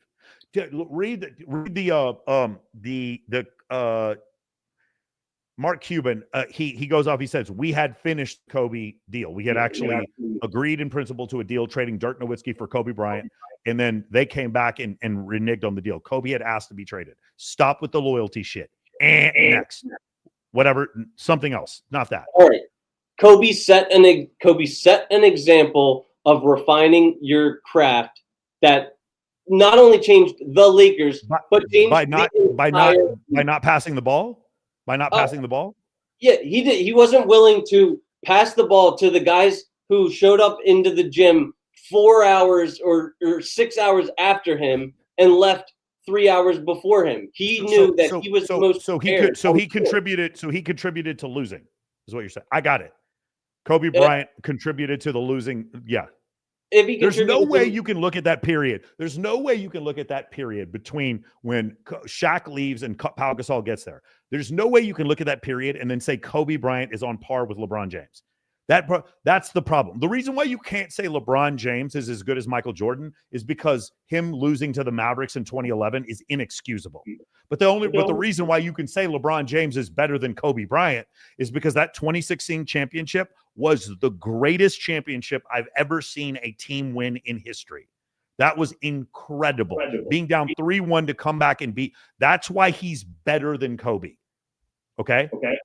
Now, Kobe's great. He's still terrific. If all we're doing is scoring, Kobe's awesome. If we're scoring, but there's no passing involved, a little bit of defense and no rebounding, Kobe's great. But if we're talking about the greatest players of all time, LeBron James is a better player than Kobe Bryant. LeBron James has more points than Kobe Bryant. LeBron James laps Kobe as far as assists is concerned. LeBron James is considered a better teammate. LeBron James is a better interior defender. LeBron James is a better perimeter defender. LeBron James is a better LeBron James is a better rebounder than Kobe Bryant. It's just true, bro. And LeBron is 6'9" and can play the point guard. All right. Well, if we're talking about affecting winning, Kobe does not stack up to LeBron James. Now, here's the other one where there's just no argument here. How is Kobe Bryant's career better than Kareem Abdul-Jabbar's? Please explain that one to me. What did six NBA championships, 6 MVPs. Explain to me how Kobe is better than Kareem Abdul-Jabbar. Go. So if you like, how many championships does Kareem Abdul-Jabbar have? 6. 6. Jesus. I mean, the fucking league. And all right, so he didn't win them all with the Lakers. He won one with the fucking Milwaukee Bucks. Okay. I just think that Kobe Bryant was a more dynamic player. He was able to. Thank you for admitting you lost the debate. More dynamic? What the fuck does that mean? Who is the better player? Who affects winning more? Kareem Abdul-Jabbar, who was a bucket underneath the paint, led the league in block shots almost every fucking year, was completely unstoppable everywhere on the paint. Him won 6 championships and 6 league MVPs, or Kobe Bryant. It's crazy because Kobe Bryant was more dynamic. You know who else was dynamic? Sean Kemp was dynamic. He caught a lot of alley-oops. He was very dynamic. You know who else was dynamic? Amari Stoudemire was dynamic. Another player who was dynamic, you know who was really dynamic was Scottie Pippen, being an incredible perimeter defender, being 6'7" and playing the point guard. He was an incredible dynamic player. You know who else was dynamic? What's his face? Fucking oh God, I can think of like so many players that are Iverson is one of the best examples of an incredibly dynamic player who never won a championship. Charles Barkley was 6'4" and was like led the league in rebounding. That's dynamic. I'm not saying that any of these guys are slouches. Like they're we're talking about the top 10 greatest basketball players of all time, and I keep coming back to that dog mentality, and I know to you this is going to mean nothing. The dog mentality. If he had a dog mentality, then his clutch numbers would be better than Kevin Garnett. His clutch numbers would be better than Paul Pierce. They'd be better than Dwayne Wade. They'd be better than Dirk Nowitzki, and they're not. He's not better than any of them. But in the moment, all those guys that you just mentioned have finals losses. Does Kobe have Kobe lost to the Celtics in the finals? Yes. Yes. He lost to the Celtics and he lost to the Detroit Pistons. The fucking Pistons. Yo, that had to be in the early 2000s, right? Like the Pistons. Yes. The Pistons were also a thorn in Michael Jordan's side before Michael Jordan. That's a very different Pistons team. There's nobody on that Pistons team was from the Michael Jordan Pistons. Either way, I got a long script, so I'll fuck it. I'll say I lost the debate, whatever. Just listen, clip this, send it to whoever you want. I don't care. I will take on anyone on this debate. Kobe Bryant being, if you really fucking hated Shaquille O'Neal, really bad, you might be able to say Kobe's like 8 or 9. Kobe legitimately is probably 10. He is. And like, that's not like, and the thing that sucks for me is because I loved watching Kobe Bryant play. People think I hate Kobe. I don't. I think Kobe was terrific. I just think it's ridiculous what happened after he died, how people completely misrepresented his career. They acted like he was some player he wasn't. And maybe I'm sure there is some truth to what you're saying. Because the thing is, when he died, a lot of these stories of his greatness started to surface, like all the he was a mental assassin. He would break players down by trash talk. Yes, he would break players on his own fucking team, like Kwame Brown and Smush Parker. He would destroy them mentally. You're correct. Yeah, guys he would mentally hurt and traumatize players on his own team while not passing them the ball and losing at the same time. Correct. And he would also destroy his opponent mentally when he would when he would play. It didn't seem to destroy that Celtics team mentally. It didn't seem like that to me. I remember some San Antonio Spurs teams that whooped his ass. He didn't destroy them mentally. Didn't seem like that. When J.J. Barea was beating him off the dribble in that 2011 series when the Mavericks swept the Lakers, the year after they won the championship, he didn't seem to be crushing anyone mentally then. Yeah. All right. Well, Chris is on gaslight mode. So the chat is saying, and I got this guy Mandingo. I think I know exactly who the fuck he is. He might as well change his name. But I got a hater. It's like having a hater, like proof that you made it and shit. Like, when I was a nobody, I never had haters. Now I got a fucking show, and I'm pretty sure what he did was he actually changed his he fucking changed his name.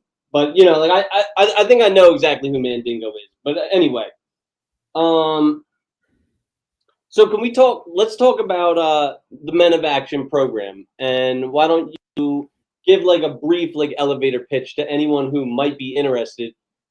Yeah, Mandingo, I know who you are. I'm just not gonna give you any attention. Hilarious. That's really funny. Why don't you give a brief synopsis of what Men of Action is and why people need it? Yeah, if you can't replace your job, your friend group, and your girlfriend in 15 minutes, you don't have enough abundance. I am a performance coach. So I create a lifestyle for you where we increase your networking, leadership, communication, and dating. I make you the hub, the center of your social network. And I teach you how to do this so that you have unlimited options when it comes to networking, meaning people that you're friends with who lift you up financially, with your job, with your business, and with your dating life, dating the woman of your dreams. I have 4,000 clients who've gone through the program. I have 200 video testimonials. If you guys go to moamentoring.com/testimonials, where you can see unequivocally that what we do is use concepts from evolutionary studies, anecdotal information from me and my clients, and then also data from several other 100 guys that I've seen that just crush it in networking with women. We put it all together into one concise course, and the satisfaction has been through the roof since we've done it. So what do you, because I've seen a couple guys, and I know I shouldn't take others' inventory, but what do you think separates the winners from the losers most in MOA? The ability to follow directions. Mm-hmm. Okay, so you think just because you don't understand doesn't matter. You don't need to understand. You just need to act. Yeah, that's it. That's the main thing. It's the first time you do a backflip. You can't see what's behind you, and you just have to have faith, and you jump back. That's it. The guys who can do that, those are the ones who have success. The ones who need to understand every step. The problem is success is always going to feel awkward. If success didn't feel awkward, we'd all be successful. If it felt supernatural to go make $1 billion and date a 10, everyone would do that. But it doesn't feel natural. The things you have to do to accomplish those things they're awkward to most people because most people aren't successful. So that's the main thing. So when I teach you something to make you successful, it's always going to feel awkward. And your determination to do it, even when it feels awkward, is what's going to cause you to have success in my program. Yeah, like I equate it to like the metamorphosis of a caterpillar becoming a butterfly. Like, do you think when he's in that cocoon and like wings are sprouting out of his spine that he's just like, oh, this feels euphoric. Like this is a great feeling. You know, no, it's probably like confusing and surprising and scary and it's not comfortable. That's for damn sure. And so what I hear you saying is immediate implementation and the suspension of disbelief are very important, right? Yeah, speed of implementation, suspension of disbelief. Yes, And incredibly important. What and so can you explain the importance of a program like MOA now that the dating market has become deregulated? And can you like explain that and elaborate that? What do you mean by deregulated?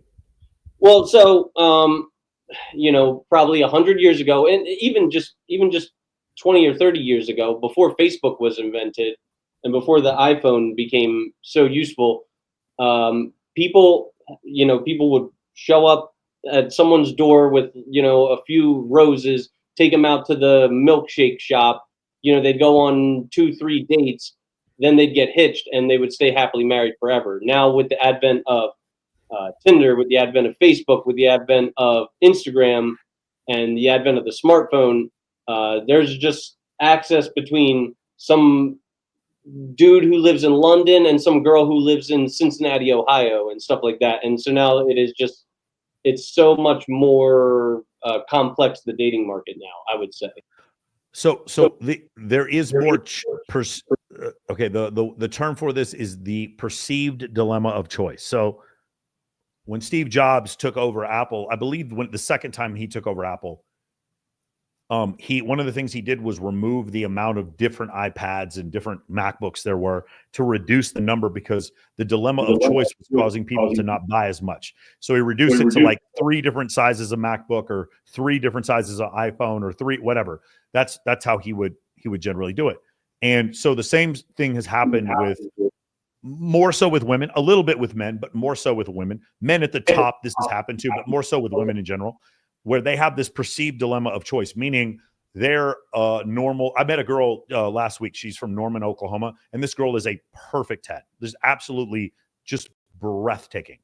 All the guys around us were just like, oh, we couldn't. This girl's so beautiful. And we hung out with her and we talked to her for a while or whatever. And I asked her some questions, and I realized that like this girl was getting attention, maybe not specifically from sheikhs in Saudi Arabia and movie stars, but like people on that level. Then there's another girl I know. She's an actress. She lives in Los Angeles. She's 19 years old. And she's like showing me text messages of her getting like offered $200,000 to go to Dubai to do whatever. Yeah. Because what's happened, that part is when you say unregulated, what's happened is maybe not those 2 girls I'm talking to, but those girls will spread that story to another group of girls, another group of girls, another group of girls. I'll have 8 girls on my show. I'm going to have some girls on next Wednesday, and I'll say, hey, how many of you have gotten an offer to be flown out somewhere at some point in your life on social media? And all of them so far have rose their hand and said yes. And I will tell you, a lot of these girls are beautiful, and a lot of these girls are not that hot, and they still got offered to be flown out. What happens is there's downstream ramifications, meaning these men who have resources are sitting there letting these women know, I'm willing to spend these resources on you. And then the women think, okay, I can get commitment from a man who has resources. Therefore, every man who does not immediately live up to that criteria is beneath my standards. Therefore, I don't want any of them. And so what we do is we ended up in a situation where there's this top group of men. We'll call them high status men. These high status men have a myriad of options with women. Then below the high status men are women. Women are only interested in high status men. And below the women are the rest of men, low status men. Low status men are interested in all of the women. And so that's the situation we've gotten to. And this is when hypergamy is unregulated, the result is what's the word? When hypergamy is unregulated, the result is polygyny. Mm-hmm. That's the answer. Not polyamory, polygyny. Yeah. So would you do you think it would be compelling content if I showed you my my Instagram now that I've revamped it, and you give me a grade? Give me a grade based on 1 to 100. Sure, let's do it. Sure. All right. How do I do this? I share screen. Share screen. Here we go. Share. All right. Can you see right now? Is this coming up on the? Okay. All right. So here's my most recent picture. Yeah, I like the colors. It's pretty cool. I don't know about the way your legs are positioned, but I think it's pretty cool. There's nothing wrong with that. Keep going. Like we know, I'm a short king, so I'm fucking, I got I think okay. So I don't dislike this photo. Is that a street light? That's in front of you? That's where all that light's coming from? Yes. Okay. Yeah. The only thing I would have wanted maybe a little less light on you so I could show the background a little bit more, but no problem with this photo. It's cool. Keep going. Yeah, I like this. This is cool. Keep going. Yeah, no, this is pretty cool. I don't have a problem with this. I would have made the greens greener. I may have changed the saturation here a little bit. Go ahead. So I have like this natural problem to oversaturate. That's what Kareem tells me. So I took out some of the color because I'm okay. Well, that's probably fine. That's probably fine. I still think it's a good photo. Keep going. Yeah, this is great. I'd leave this the way it is. Keep going.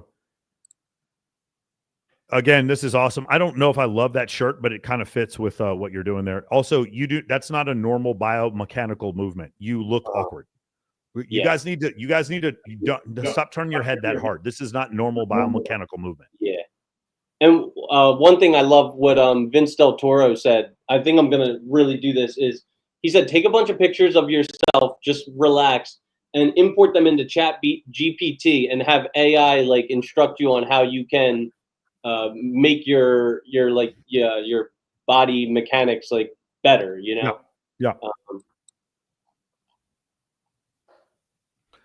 Yeah, that's cool. I do like it. There's nothing wrong with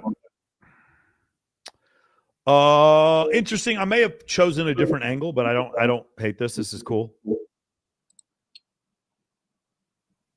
Yeah, I definitely would have gotten higher and then shown more of the background. So I would have had, so it's almost like the background, the beyond the balcony is taking up a little bit more than half the photo. I would have had it fill up the entire photo.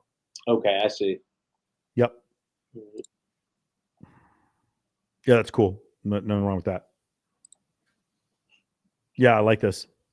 I also like that your head is not cranked to the side on some of these photos. Yeah. This one's my favorite. I think I like nailed this fucking picture. Definitely cool. Definitely cool. Yeah, man, that's cool. I mean, I think we've seen enough of these, but yeah, no, I get it. These are fine. These are all good. I'm not going to have too many complaints. So on a scale of 1 to 100, what are we grading my shit?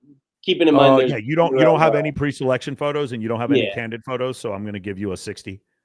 60. Okay, I'll take it. Yeah. Considering I just started like what, fucking about like 5 or 6 weeks ago, you know. What you have are called lifestyle photos, and the problem is you only have lifestyle photos. You don't have pre-selection photos, and you don't have candid photos. Yeah. So tomorrow night, me and I want to fucking get. Yeah. Carly's even saying it. More photos with friends. That's my sister. What does she say? Yep. No. This is more photos with friends. That's exactly right. You look lonely. Yeah. Okay.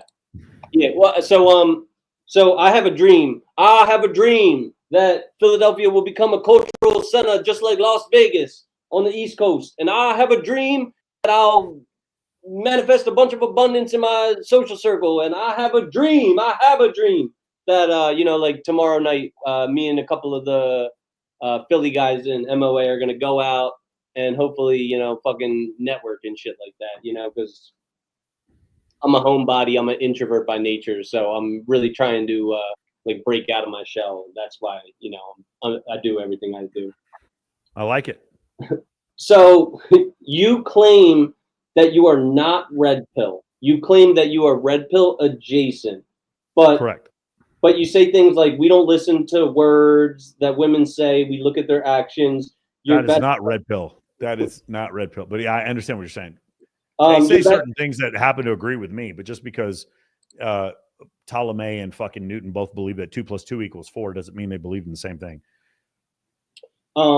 Your best friend is literally the don of the red pill movement. He is. He certainly is. Yeah. I think I think that you are red pill, or like, why don't you? Well, another one of my best friends is one of the biggest pickup artists in the world, but like I'm not a pickup artist either. Yeah. Well, so all right, so let's break this shit down into pills. You're not blue pill, right? Like, no. So red pill adjacent. So if there was a thing called the evolutionary psychology pill, that's what I would be. mm-hmm. I would be what's called the truth pill, Evo psych pill, and I don't prescribe to you how to live your life. I don't. I just met too many people who just want weird shit that I don't want for me to start prescribing to them how to live their life, if that makes any sense. Like I've met too many men who are happy. Now I haven't met them. I've heard about them who are being happy, being financially dominated by women. And I could never be happy being financially dominated by women, but it makes them happy. So what the fuck am I supposed to say? I don't know what to say to them. You know, so I'm just not here trying to prescribe to you how to live your life. I'm an oncologist. I'm describing the cancer you have. I'm not condoning the cancer. I'm just describing it. We're hairless murder apes. We're sitting here we're all fixated by status and shiny objects and stimulus. That's what we are on this planet. And that's what I, talk about in my course. And if you want to talk about what pill I am, it would be an Evo psych pill. That's the pill I am. Okay. Do you think I have like a naturally like high pitched voice? I feel like I do. And you talk about like voice inflection being really important, and I see that being like just this natural like thing that I have with men and women. Like are there any? It's not particularly high. I don't think it's particularly high. No. Okay. All right. You can make it lower and talk slower. You have the choice to do that. Yeah. Do you think I'm a fast talker? Not as fast as me. You've seen when I get excited how fast I go, but that's because of the podcasts at triple speed. It's kind of screwing up my brain. That's like another thing. It takes a little bit of getting used to, and it's not the most comfortable. But when you talked about how like the average Fortune 500 CEO reads about 50 books a year, and so like I want to do that too. I'm not going to do that by picking up these fucking paper books and reading 50 of these in a year. I'll never do that.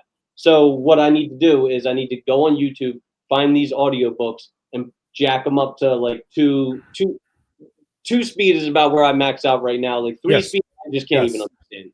Yes. But are you a feminist? I'm a feminist. I am for the I am pro femininity, and I am very much pro women, but in the fact that feminism, I'm trying to think of the best way to explain this. Pickup, when it first was created, Mystery created pickup, whatever. He was the first pickup artist. He was the one guy who created the term pickup artist back in '98. When he created it, it's now when people say pickup, they mean something different than what he meant. If we're talking about the basics of feminism, which is like female suffrage and the ability to like, again, there used to be a law where there's no such thing as marital rape. Like your husband couldn't rape you because he had the right, like things like that should not be in the law. Feminists not wanting that, having the right to work. I don't have a problem with any of that. That is not my issue. My issue is later on them getting into the school system and spewing this propaganda that all men are potential rapists. That kind of shit, I have that is where I am not pro-feminist. The other problem with when I hear feminist is that me as a man, whenever I hear a male feminist, it's always soon followed by sexual assault charges. Whenever it's always like there's always sexual misconduct right after I hear a guy's a male feminist. It's just generally what I found is that when you hear about a guy who's a male ally, it's because he doesn't know how to talk to women, and he's trying to use this whole like he's using code switching and pandering, and what's it called? What's that term called? Virtue. He's using female virtue signaling in order to get women on his side so that he can try to sleep with them. So I'd say you're like a first wave feminist. You believe in the right. I'm not even a first wave feminist, but like I also think if my daughter wanted to go to college, she should be able to go to college. Like I'm like that. That's fine. If my daughter ran for mayor, I think she should have the right to do that.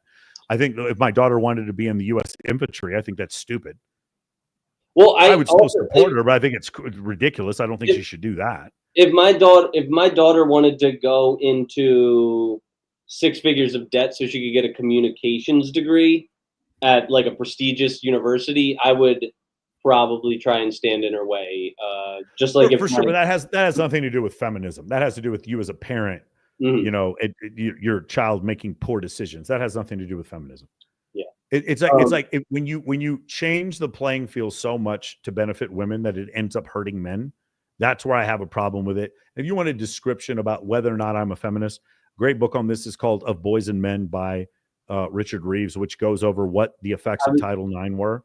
And I was literally about to bring him up because I listened to your podcast with him, and I actually really like him. I think I would kind of consider him like close to Pill, but I think he's like a highly intellectual, and I think a lot of the shit that he said was really good. And I love when you guys were talking about the wage gap in particular. Do you believe that the wage gap exists? We'll start there.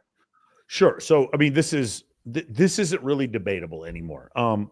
The wage gap is a child care gap, meaning if you look at men and women, when women stay at home and take care of the children, yes, they tend to, over the course of their careers, make less money than men who do not stay at home and take care of children.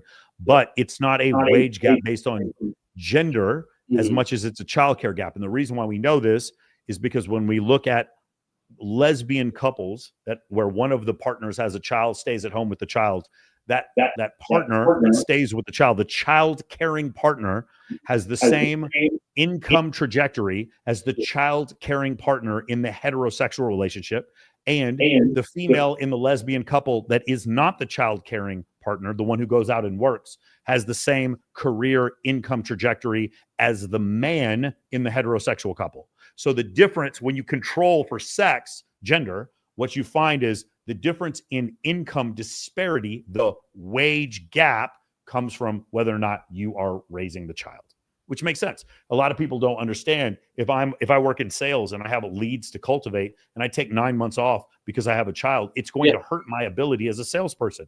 And there's nothing the government can do to fix that. That is just a function of economics. And so that's why there is a pay wage gap. Anyone who understands economics, who owns a business, understands the lunacy of the idea that I'm going to pay a woman 82 cents for every dollar that I pay a man. I would have nothing but a company of women. That's madness. The idea that even could possibly be true means you don't understand economics. Also, I think there's a little bit of a biological imperative for men to be better employees. Like men, if I am smelting steel, or I am like hammering, what you're saying is true, that is debatable. What's not debatable is the childcare thing. Like, I understand what you're saying, and I've heard that before too. What a better way I think to express that would be: women tend to take jobs where they take care of people and communicate with people, and men tend to take jobs where they create or fix things. So you're going to see men being plumbers, construction workers, etc., working in sewerage and infrastructure, and women working in nursing and working in teaching. So those teaching and nursing jobs in general pay less. That those people-oriented jobs pay less than the object-oriented jobs that men do. That's another part of the difference. But when you control for the occupation and age and experience and everything like that, there is no pay wage gap. The pay wage gap is because of childcare. Yeah. Are you pro-choice?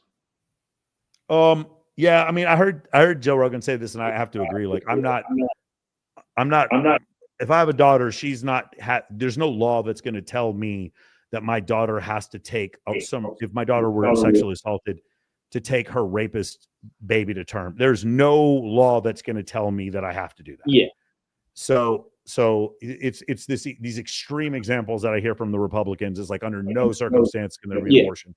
It's ridiculous. I think there needs to be some middle ground where it's like first 3 weeks, first 6 weeks, like way before we have like a functioning embryo. There's some point in there we should be able to agree on. Right now, that point seems to be like third trimester. And now some people can't even agree on that. There's some point, I don't know what it is, but the idea that everyone needs to carry every child to term, I don't know that that's not necessarily the case. I've even seen some like hardcore conservatives, when there's a woman with like, say, preeclampsia or something like that, that would kill the woman, she should still give birth. It's just madness. My other issue, let me be devil's advocate here, is the women who are, treating having abortions like a punch card at a fucking sandwich restaurant. Like every time 12 free abortions. Like the number of, I believe, like for women who've had an abortion in Manhattan, 40% of them have had a second one or something like that. Yeah. It's like it's like, that's not the purpose of this. Let's find something else you can do besides this, So that's it. I feel like it's one of these things where I think you should have the right to it, but it's also being like drastically abused. Yeah. Like, and I always say I know you were on the GOAT show, and they brought up, when I was on the GOAT show a couple of weeks ago, they brought up this statistic of reasons for the abortions, and overwhelmingly, I think like 60 or 70% were for no reason, or, because they were financially incapable of caring for a child. And that, I'm sorry, like I can't get on with that. I'm with you. It's just like this. That's called unreliable narrator. I don't data like that is probably going to be some approximation of the truth, but it's not going to be the truth. Yeah. Are you? I know plenty of financially viable women who would probably say they weren't financially viable, who could have raised a child but just chose not to. Yeah, that's what. Like, so I'm saying, if there's a sexual assault, if the ability for the mother to survive pregnancy is in jeopardy, I'm all for if you were a victim of incest or inbreeding, I'm all for that sliver of the population to get any type of medical help that is warranted. I just don't think that if you're abusing it, you should be we try not to use the R word. It's like very frowned on in the YouTube community.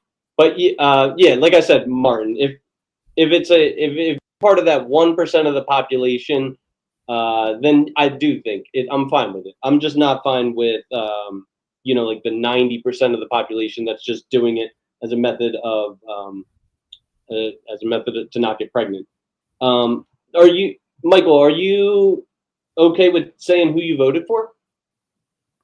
Yeah, no, I've said this before. I wasn't gonna vote, and then Donald Trump came out and gave a speech about if you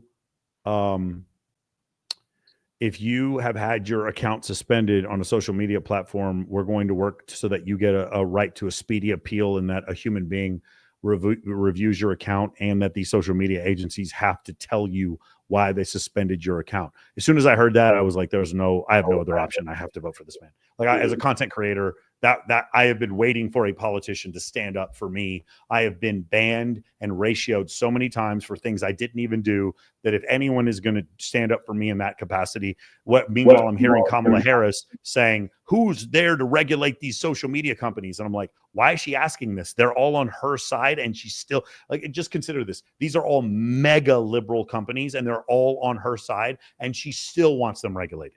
That's when I knew it wasn't really much of a choice.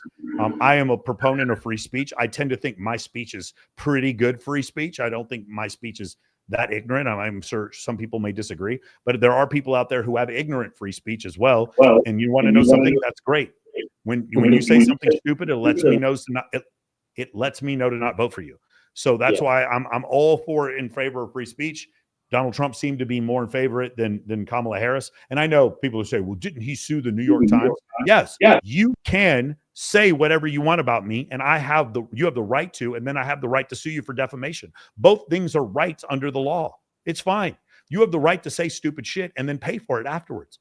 You have the right to say stupid shit in your free speech and then afterwards be fired from your job. That can happen as well. That's why I'm in favor of free speech.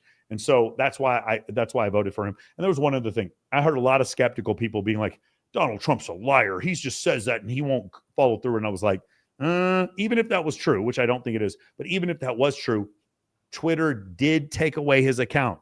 Everybody remember that? Yep. After January 6th, Twitter got rid of the president's account. So do I believe that he has like a vengeful attitude towards these social media companies and would be willing to hold them accountable, hold their feet to the fire? I do think he would. Even if it was for his own narcissistic self-interest, I believe he would, and therefore that's why I voted for him.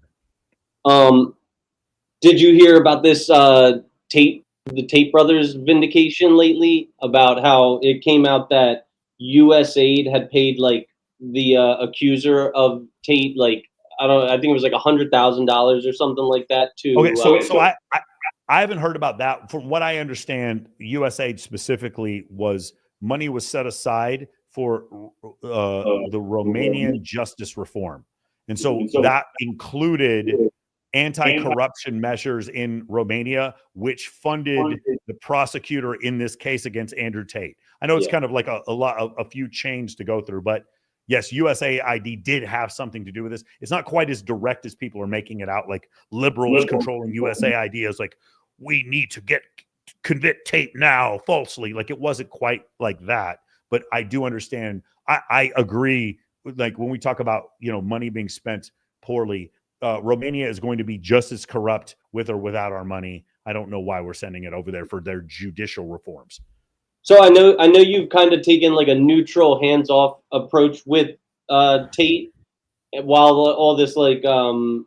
Not really. I mean, I can't say that. He's my friend. I'm not going to say it's a neutral, hands-off approach. But yeah. Do you like? Are you confident enough to say that he's completely innocent in all of this? Like, no. What I am confident in saying is that I have not seen substantial evidence to show to me that he has physically restrained women, kidnapping them, extorting them in order to use them for his own personal financial gains. I have not seen any evidence to support that. I'm not in Romania. I don't know what he did with her. I wasn't there. What I do know is that here we are coming up on the 3.5, 4 year mark since we've embarked on this trial, and a lot of his property has been absconded with and not returned to him. He has not received a court date. There was a tribunal of 3 judges. One of them said that the case should have been thrown out.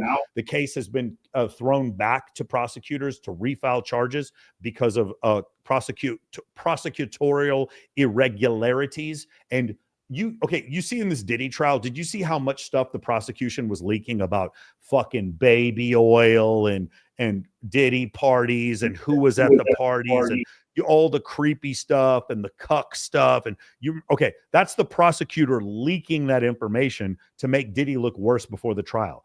Well, if the prosecutor for the Tate trial had the same information, I guarantee you, if there was actual video showing him guilty of the things that he said, I guarantee you we would see those videos immediately. But for some reason, we're here at almost 4 years and I haven't seen them. So I'll tell you what, in the beginning, I was definitely open-minded. I was like, man, I hope Andrew didn't do this, but I don't know. I will tell you now, as every day goes by, I am less and less likely to believe that there's any possibility that he's guilty. Yeah. I mean, let me say one other thing. I don't get myself in trouble. But when I say guilty, I am specifically referring to the trafficking and SA charges. If I find out later that Andrew Tate was involved with some like illegal crime syndicate having to do with the casinos in Romania, not would I believe that? Maybe, but I'd also still be his friend because I wouldn't give a fuck. Romania is a corrupt country. I don't give a shit about that. None of that. If I found out that he was tax evasion in Romania, I'm still going to be his friend. I don't care about that. Okay. That's not what I'm saying. What I am saying though, is the things that would concern me are like, the accusations dealing specifically with harming women. So, I kind of just always have this skeptical view whenever I hear of a random girl accusing a high status man of nefarious actions. And so I kind of, like with Cassie and Diddy, with this girl and Tate, who, by the way, I don't think there was a girl ever named, or maybe she was, whatever. Are you talking about the case in Romania? Yeah, or the case in the UK? Or it might have been London, like one of, you know, like Okay, I know yeah. I know a few Got it. Yeah, women. they were Jane Does. Yeah, for sure. Yeah. But I know you hate conspiracy theories. Here's a conspiracy theory that I have, and honestly, very I don't hate lately, conspiracy theories. I just think most of them are lazy. yeah. Go ahead. Like we know that this Epstein shit is like a fucking. When there's smoke, there's fire. Like we know. I think the answer is somewhere in the middle with the Epstein thing. I think legitimately they thought they had. So I'll tell you like this: if I was doing something as illegal and nefarious as Jeffrey Epstein, I would have some mechanisms in place where, upon my capture, I would have those names in those blackmail files put into place and then destroyed for my own protection. Meaning, like, I think there's a possibility that there were names on a file somewhere and somehow they were destroyed via blockchain, Bitcoin, whatever the fuck methodology you want to use.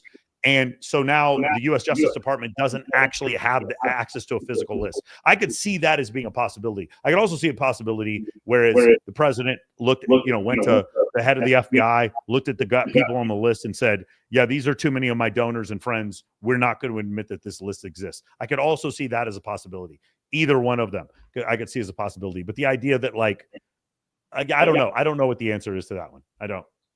So here's my conspiracy theory. I don't think it's lazy. I think it makes sense, and I think that there is a coordinated attack on marriage because Kevin O'Leary talks about it every time a marriage is dissolved, right?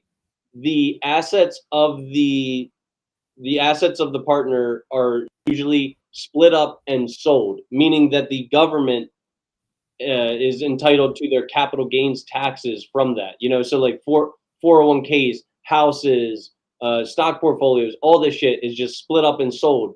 And the government is just getting this, like, 20, 30, 40% cut of all of these assets being distributed or like cut in half. So I think that I think that governments around the world, especially ones that are capitalist and make a cut on on realized gains, I think that they have a true incentive to break up marriages.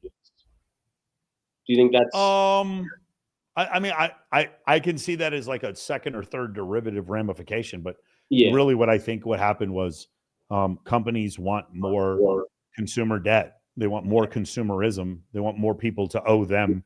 So having two people in the family work instead of one, instead of having the man work and the woman sit there and stay at home, having the man and the woman work at the same time, that's two incomes. Now there's two cars you buy, two cell phones. It just it increases productivity, rises, the wages rise. And as a result, what you found is there's fewer nuclear families. I think that's more likely, that and the advent of like birth control. That probably has more to do with it. And then also Title IX, pushing more women to go to college. I think that probably has more to do with the breakup of marriage than anything else. And I think that the bedrock of all society is the nuclear family. Do you think that you'll ever get married? Probably not in the traditional government sense, like legal sense, get married. Would I like to have kids? Yes. Would I like to get married? Probably not. I mean, it would have to be a pretty significant prenup for me to do something like that. And the only thing that is completely unprotected and left up to the mother is like custody. Like I wish you could bargain for in a prenup, like, hey, if this doesn't work out, we're gonna have. Yeah, you can't do that. Custody. Yeah, can never do that. It's because you don't know what happens if either of the parents become chemical dependents. I've spoken with a few. I've watched a few videos on this, and then I've spoken with defense or divorce attorneys, and I'm friends with James Sexton. Discussing this idea. The problem is you can't have a situation where a man is abusive to their daughter and they prenupped 50-50 custody. There has to be like you have to show some level of negligence. Now, what's supposed to happen is the court is supposed to be gender blind when it comes to custody, but what we see generally is that isn't the case. That the vast majority of the time, women are awarded primary custody. Yeah, and I think we're approaching this like new dawn of society where men are kind of like pigeonholed into the provider, protector, financier role, and women are kind of allowed this like two-way avenue. Women can be career women, women can be like housewives, but men and you it's and I love Ryan Terabin's explanation of it, that what there are passengers, captains, and just like dock boys or whatever, and like men can either be a dock boy or a captain, but women can be all three. You know what I mean? And I don't think women have this. I don't think women have this innate inclination to carry a man along, and just go out and work like a girl boss while like the man just stays home and does the dishes and the laundry. Yeah. A woman can be a captain by herself, or she can be a passenger with another man. A man can be a captain with a woman as the passenger, but if a man is a passenger, he lives with his mom. Yeah, and so now there's a recent study came out where, have you heard about this soft life thing? Like the soft life movement is no. Like when polled, 80% of women said that they want a man to pay all the bills, and it's like, well, like we just fought for equality for the last like 60 or 70 years, and now they're trying to go back into the kitchen, and you got to make up your mind, women of society. Like, do you want equality, or do you want to be provided for and protected by a career man? You know what I mean? Like, I don't know. Yeah. I mean, I can see that. I mean, it just there's a Forbes survey where they survey working mothers, and 83% of them said that if they had the money, they would rather have stayed at home with their kids. Yeah. So it's like that kind of flies in the face of the feminist narrative. Yeah. And we had a good thing. It wasn't broke. Why did we have to fix it? I guess because J.D. Rockefeller decided to fund the feminist movement so he could have double the amount of bodies in factories, and so that kids could participate in this Austrian Hungarian schooling system, which basically just churns out more factory workers. Like it was all, and so like these central banks could issue debt to twice as many people. Like it's all like we talked about. This is all just, I think, this big consumer effect to double the amount of consumers in society. And I think I think what has kind of happened is I think marriage has become this like jail cell for middle class men, because poor men cannot afford to get married and rich men cannot afford to get divorced. So what you have is just, like you got just these middle class men who are content with their lot in life, but people who are on the upper end would much rather just be like polygynous with a bunch of women, and guys on the lower end just can't afford to participate in dating, It's always been like that to some extent, but social media has exacerbated that extreme. Yeah. Which brings me to a topic that I love to think about, fuckbots. Do you think that fuckbots are going to take over? I think it's inevitable at some point you're going to see a lot of men having sex with robots, yes. And the reason it sounds creepy and weird and dystopian now, but if it gets to the point where men can't tell the difference, they're going to choose the robot over regular women. And if you don't believe me, Exhibit A, Your Honor, pornography. It's this is not even debatable. Yeah, I think if we get to the point where we have artificial intelligence combined with an Android infrastructure, I think we're going to see that pretty much ubiquitously. I don't think I'm going to do it. I don't think my son's going to do it. Maybe his son will do it. I don't know.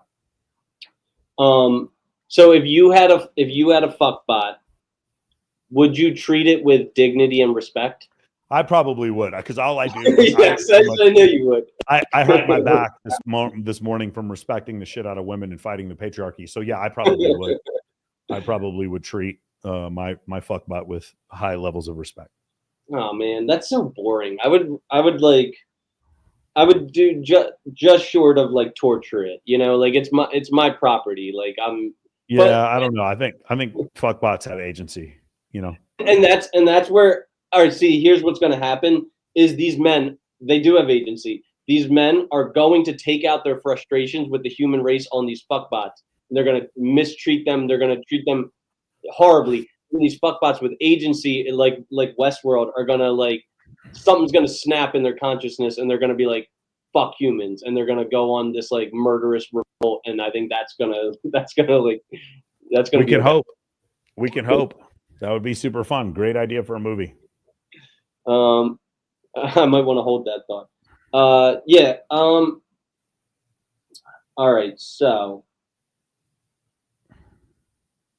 how about we make the transition? I want to talk about my finances and talk about everyone's finances because, how do I do this real quick? I want to change.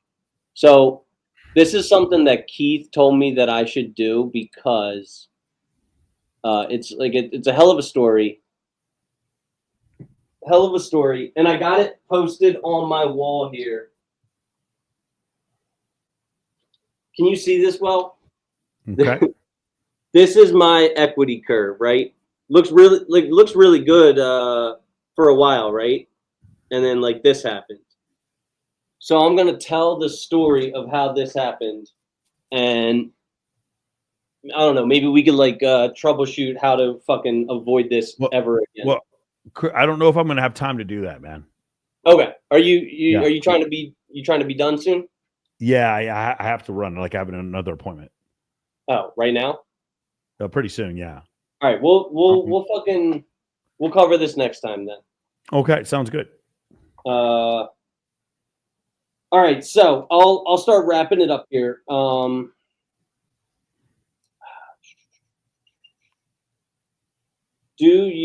right. Can we talk really quickly about the just be yourself and how this is like, a mating strategy of women to weed out the losers? Yeah, I mean, I don't think it's consciously a mating strategy for women to do that, but it's like from a woman's standpoint. So like the best way to play poker is if everyone shows you their cards, right? You have a pretty massive advantage if you know this person has a pair of aces. Okay, I'm going to fold. Like you kind of know that. So the best position for a woman to be in is if every man just is upfront in the beginning. Hey, just want to let you know I'm not interested in long term. I just want to have sex with you, and I'm probably not going to call you tomorrow. If every guy was just themselves, then they'd have a much quicker read on what's going on. And the reality is, men are not asking that question about what women want as far as what makes them comfortable. What men want to know is what makes women attracted. And just being yourself is not how you attract women. I would love to debate anyone on this topic. It's just madness. It's like when women say, what is a non-negotiable for you and a man you're attracted to? She's going to say, I want a man who's loyal. And then, of course, the first question is, have you ever dated a man who wasn't loyal? And she'll go, well, yeah, I was with this other guy and he was a narcissist. I was like, okay, well, if you dated a guy who wasn't loyal, then being loyal wasn't a requirement for attraction. Turns out that that's a requirement for comfort, but not for attraction. So there's this part that women leave out where they don't want a man to buy them flowers. They want a man they're attracted to buy them flowers. And so that's where like the massive disconnect come from. Yeah. Like Rich Cooper says, women don't care about men's struggles. They stand at the finish line and fuck the winners. And, yes. And I will tell you, the closer I get to the finish line, the more I can tell you that is true. They do not give a shit where my fucking platinum card came from, the trip to Cancun. They don't give a shit how I made that money. In fact, it's so true. This is how ridiculous it is. I've had 2 relationships maybe in the last couple of years, where the girl is complaining about how I teach my course and the shit that I say on these podcasts. And I'm like, you didn't have a problem when I was fucking taking you to dinner. You didn't have a problem then. It's just because she can't, in her mind, can't conceive of the work I have to put in order to make money. So in her mind, she's a disconnect. So she thinks it's totally fine for her to have a problem with it. That part is crazy. Yes, Rich Cooper's quote is correct. Women do not care about your struggles. They wait at the finish line and they fuck the winners. Mm-hmm. I love, and speaking of attraction, because early in my red pill days, I heard about Mysteries Peacock, and I was even like, I don't know, a little bit part of that like pickup community or whatever, like wearing fedoras and these like bright, flamboyant outfits and shit like that. I love when you say real peacocking is just wearing wearing a pair of black slacks, wearing a jacket that's well fit. Wearing real peacocking is wearing a perfectly fitted suit.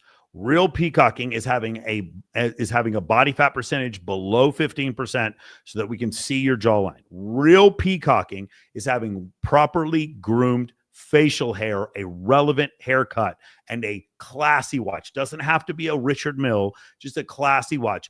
Real peacocking is clean shoes, just some basic Oxfords. Real peacocking is a pocket square folded properly. That's real peacocking, showing that you have some level of attention to detail. That will get way more attention than a feather boa. Do you think I'm too like flamboyant with like the purple and the yellow and all this shit? I don't think it's that. No, I don't think it's too flamboyant. No. All right, cool. All right, so you can feel free to fucking say like, go fuck yourself. I wanted to give you a few homework assignments to take home with you, and like I said, you could be like, no. One, I want you to promote the ever-loving fuck out of this episode so that the Good Faith Podcast and myself can hockey stick into the fourth dimension as just being this like big fucking popular show. Can you do that for me? All right. For sure. Go ahead. And two, I want you to be the suggester, the content creator, or the connector, and I want you to connect me with another person. I would love, because I think you have a connection to David Cooley. Am I wrong about that? Yeah, I know David. So David Cooley lives in my home state of Pennsylvania. He's like a Philly guy. He's actually my boss is his childhood friend, and like believe me, I've tried. You're gonna have a better chance getting involved with him through your friend than through me. Well, see, through your boss than through me. What would you think about me giving him irrefutable visual evidence, like sending him this episode and being like, "Hey, you could." Yeah. I Okay. think you could definitely do that. Yeah. All right, I'm gonna give that a try. David Cooley, by the way, is a humongous individual. Like you don't see it on camera. That dude looks like a defensive end in person. Huh. Okay. Yeah. He looks like a fucking like a chatter, a Tyrone. If he's not 6'4", 250, I'd be surprised.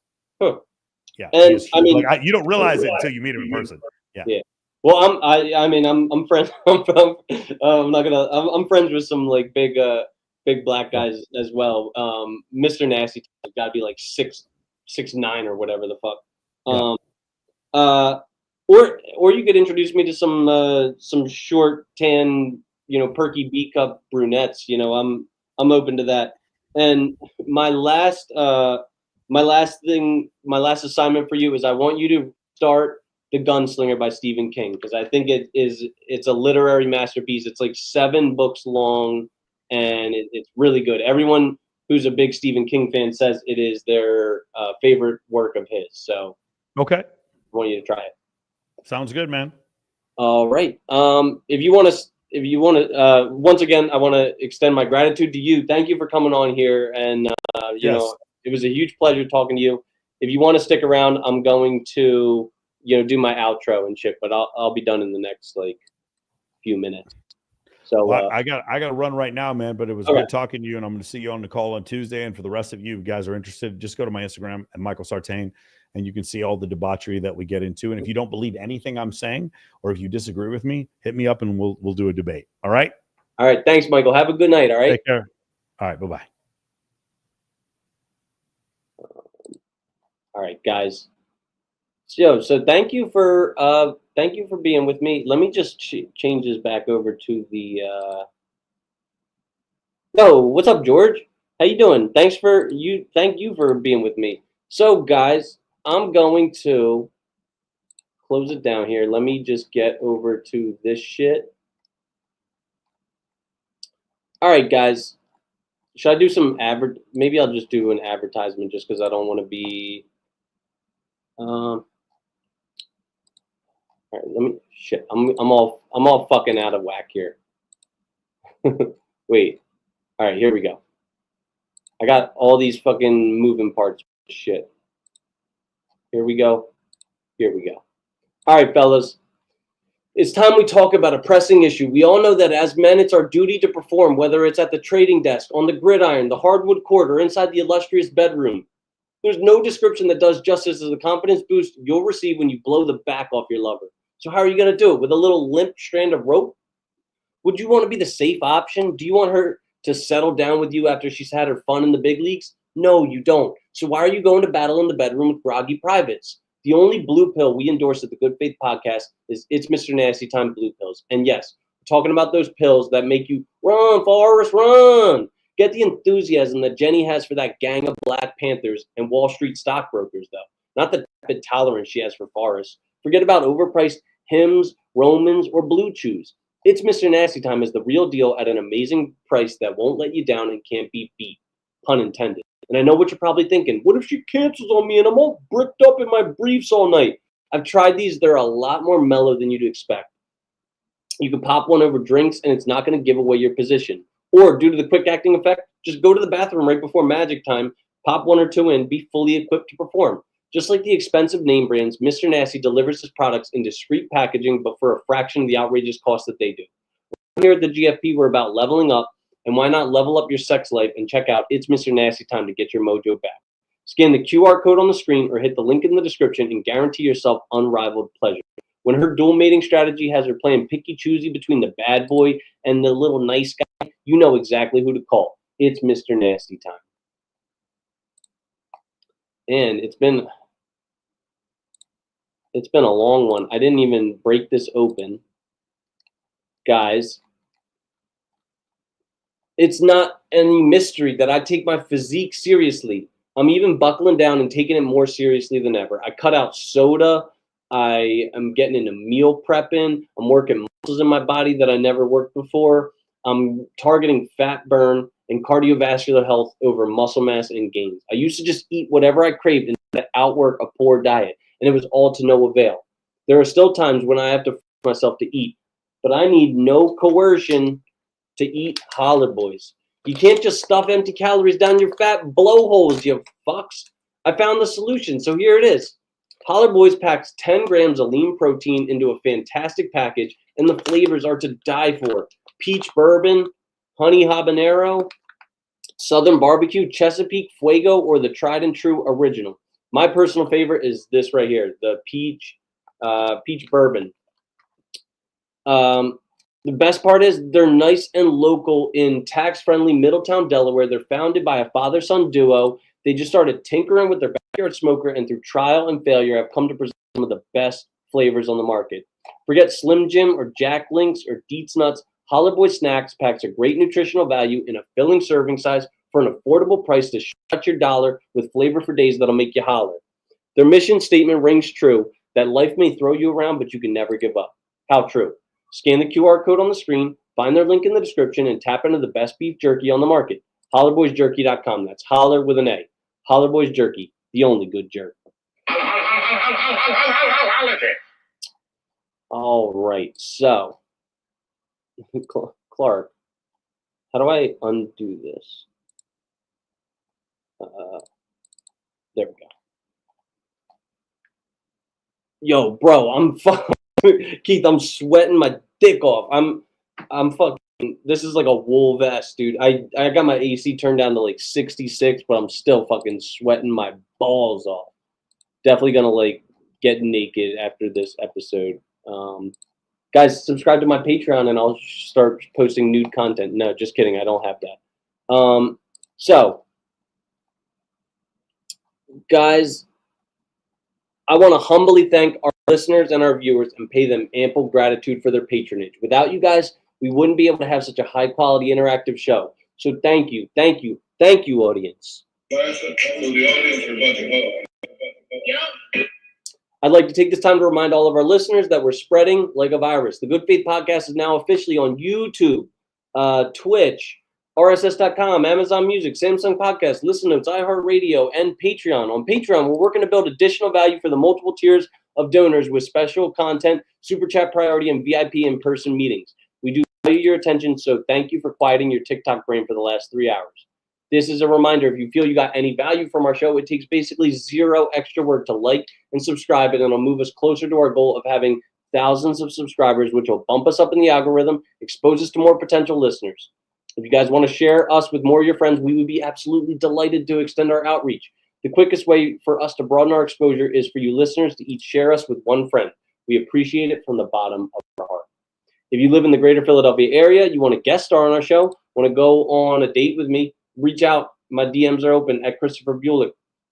The Patreon link's in the description. All proceeds will go towards rent, food, electricity, new computer equipment to improve our general show quality, and Clark's medical expenses. There he is. It's beautiful. Take your hat off, boy. That's a dollar bill. Yeah, also the link for Men of Action's in the description as well. If you guys are interested in any of the, shit that we talked about, go try Men of Action, guys. It's awesome. It's going to connect you with a huge network of like-minded folks that are, ambitious and success-driven. And I think I get a 10% cut of anybody who joins off of my link. So fucking do it off my link, you motherfucker. To all of our faithful audience, I wish you a wonderful weekend, a happy and healthy lifestyle, and to all of you, we bid you goodbye. Goodbye. If you need money, sell rocks. I heard that's what you do around here.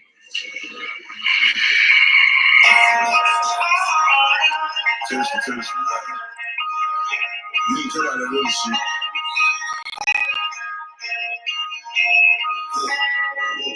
Pull it up, Rondo. Pull it up.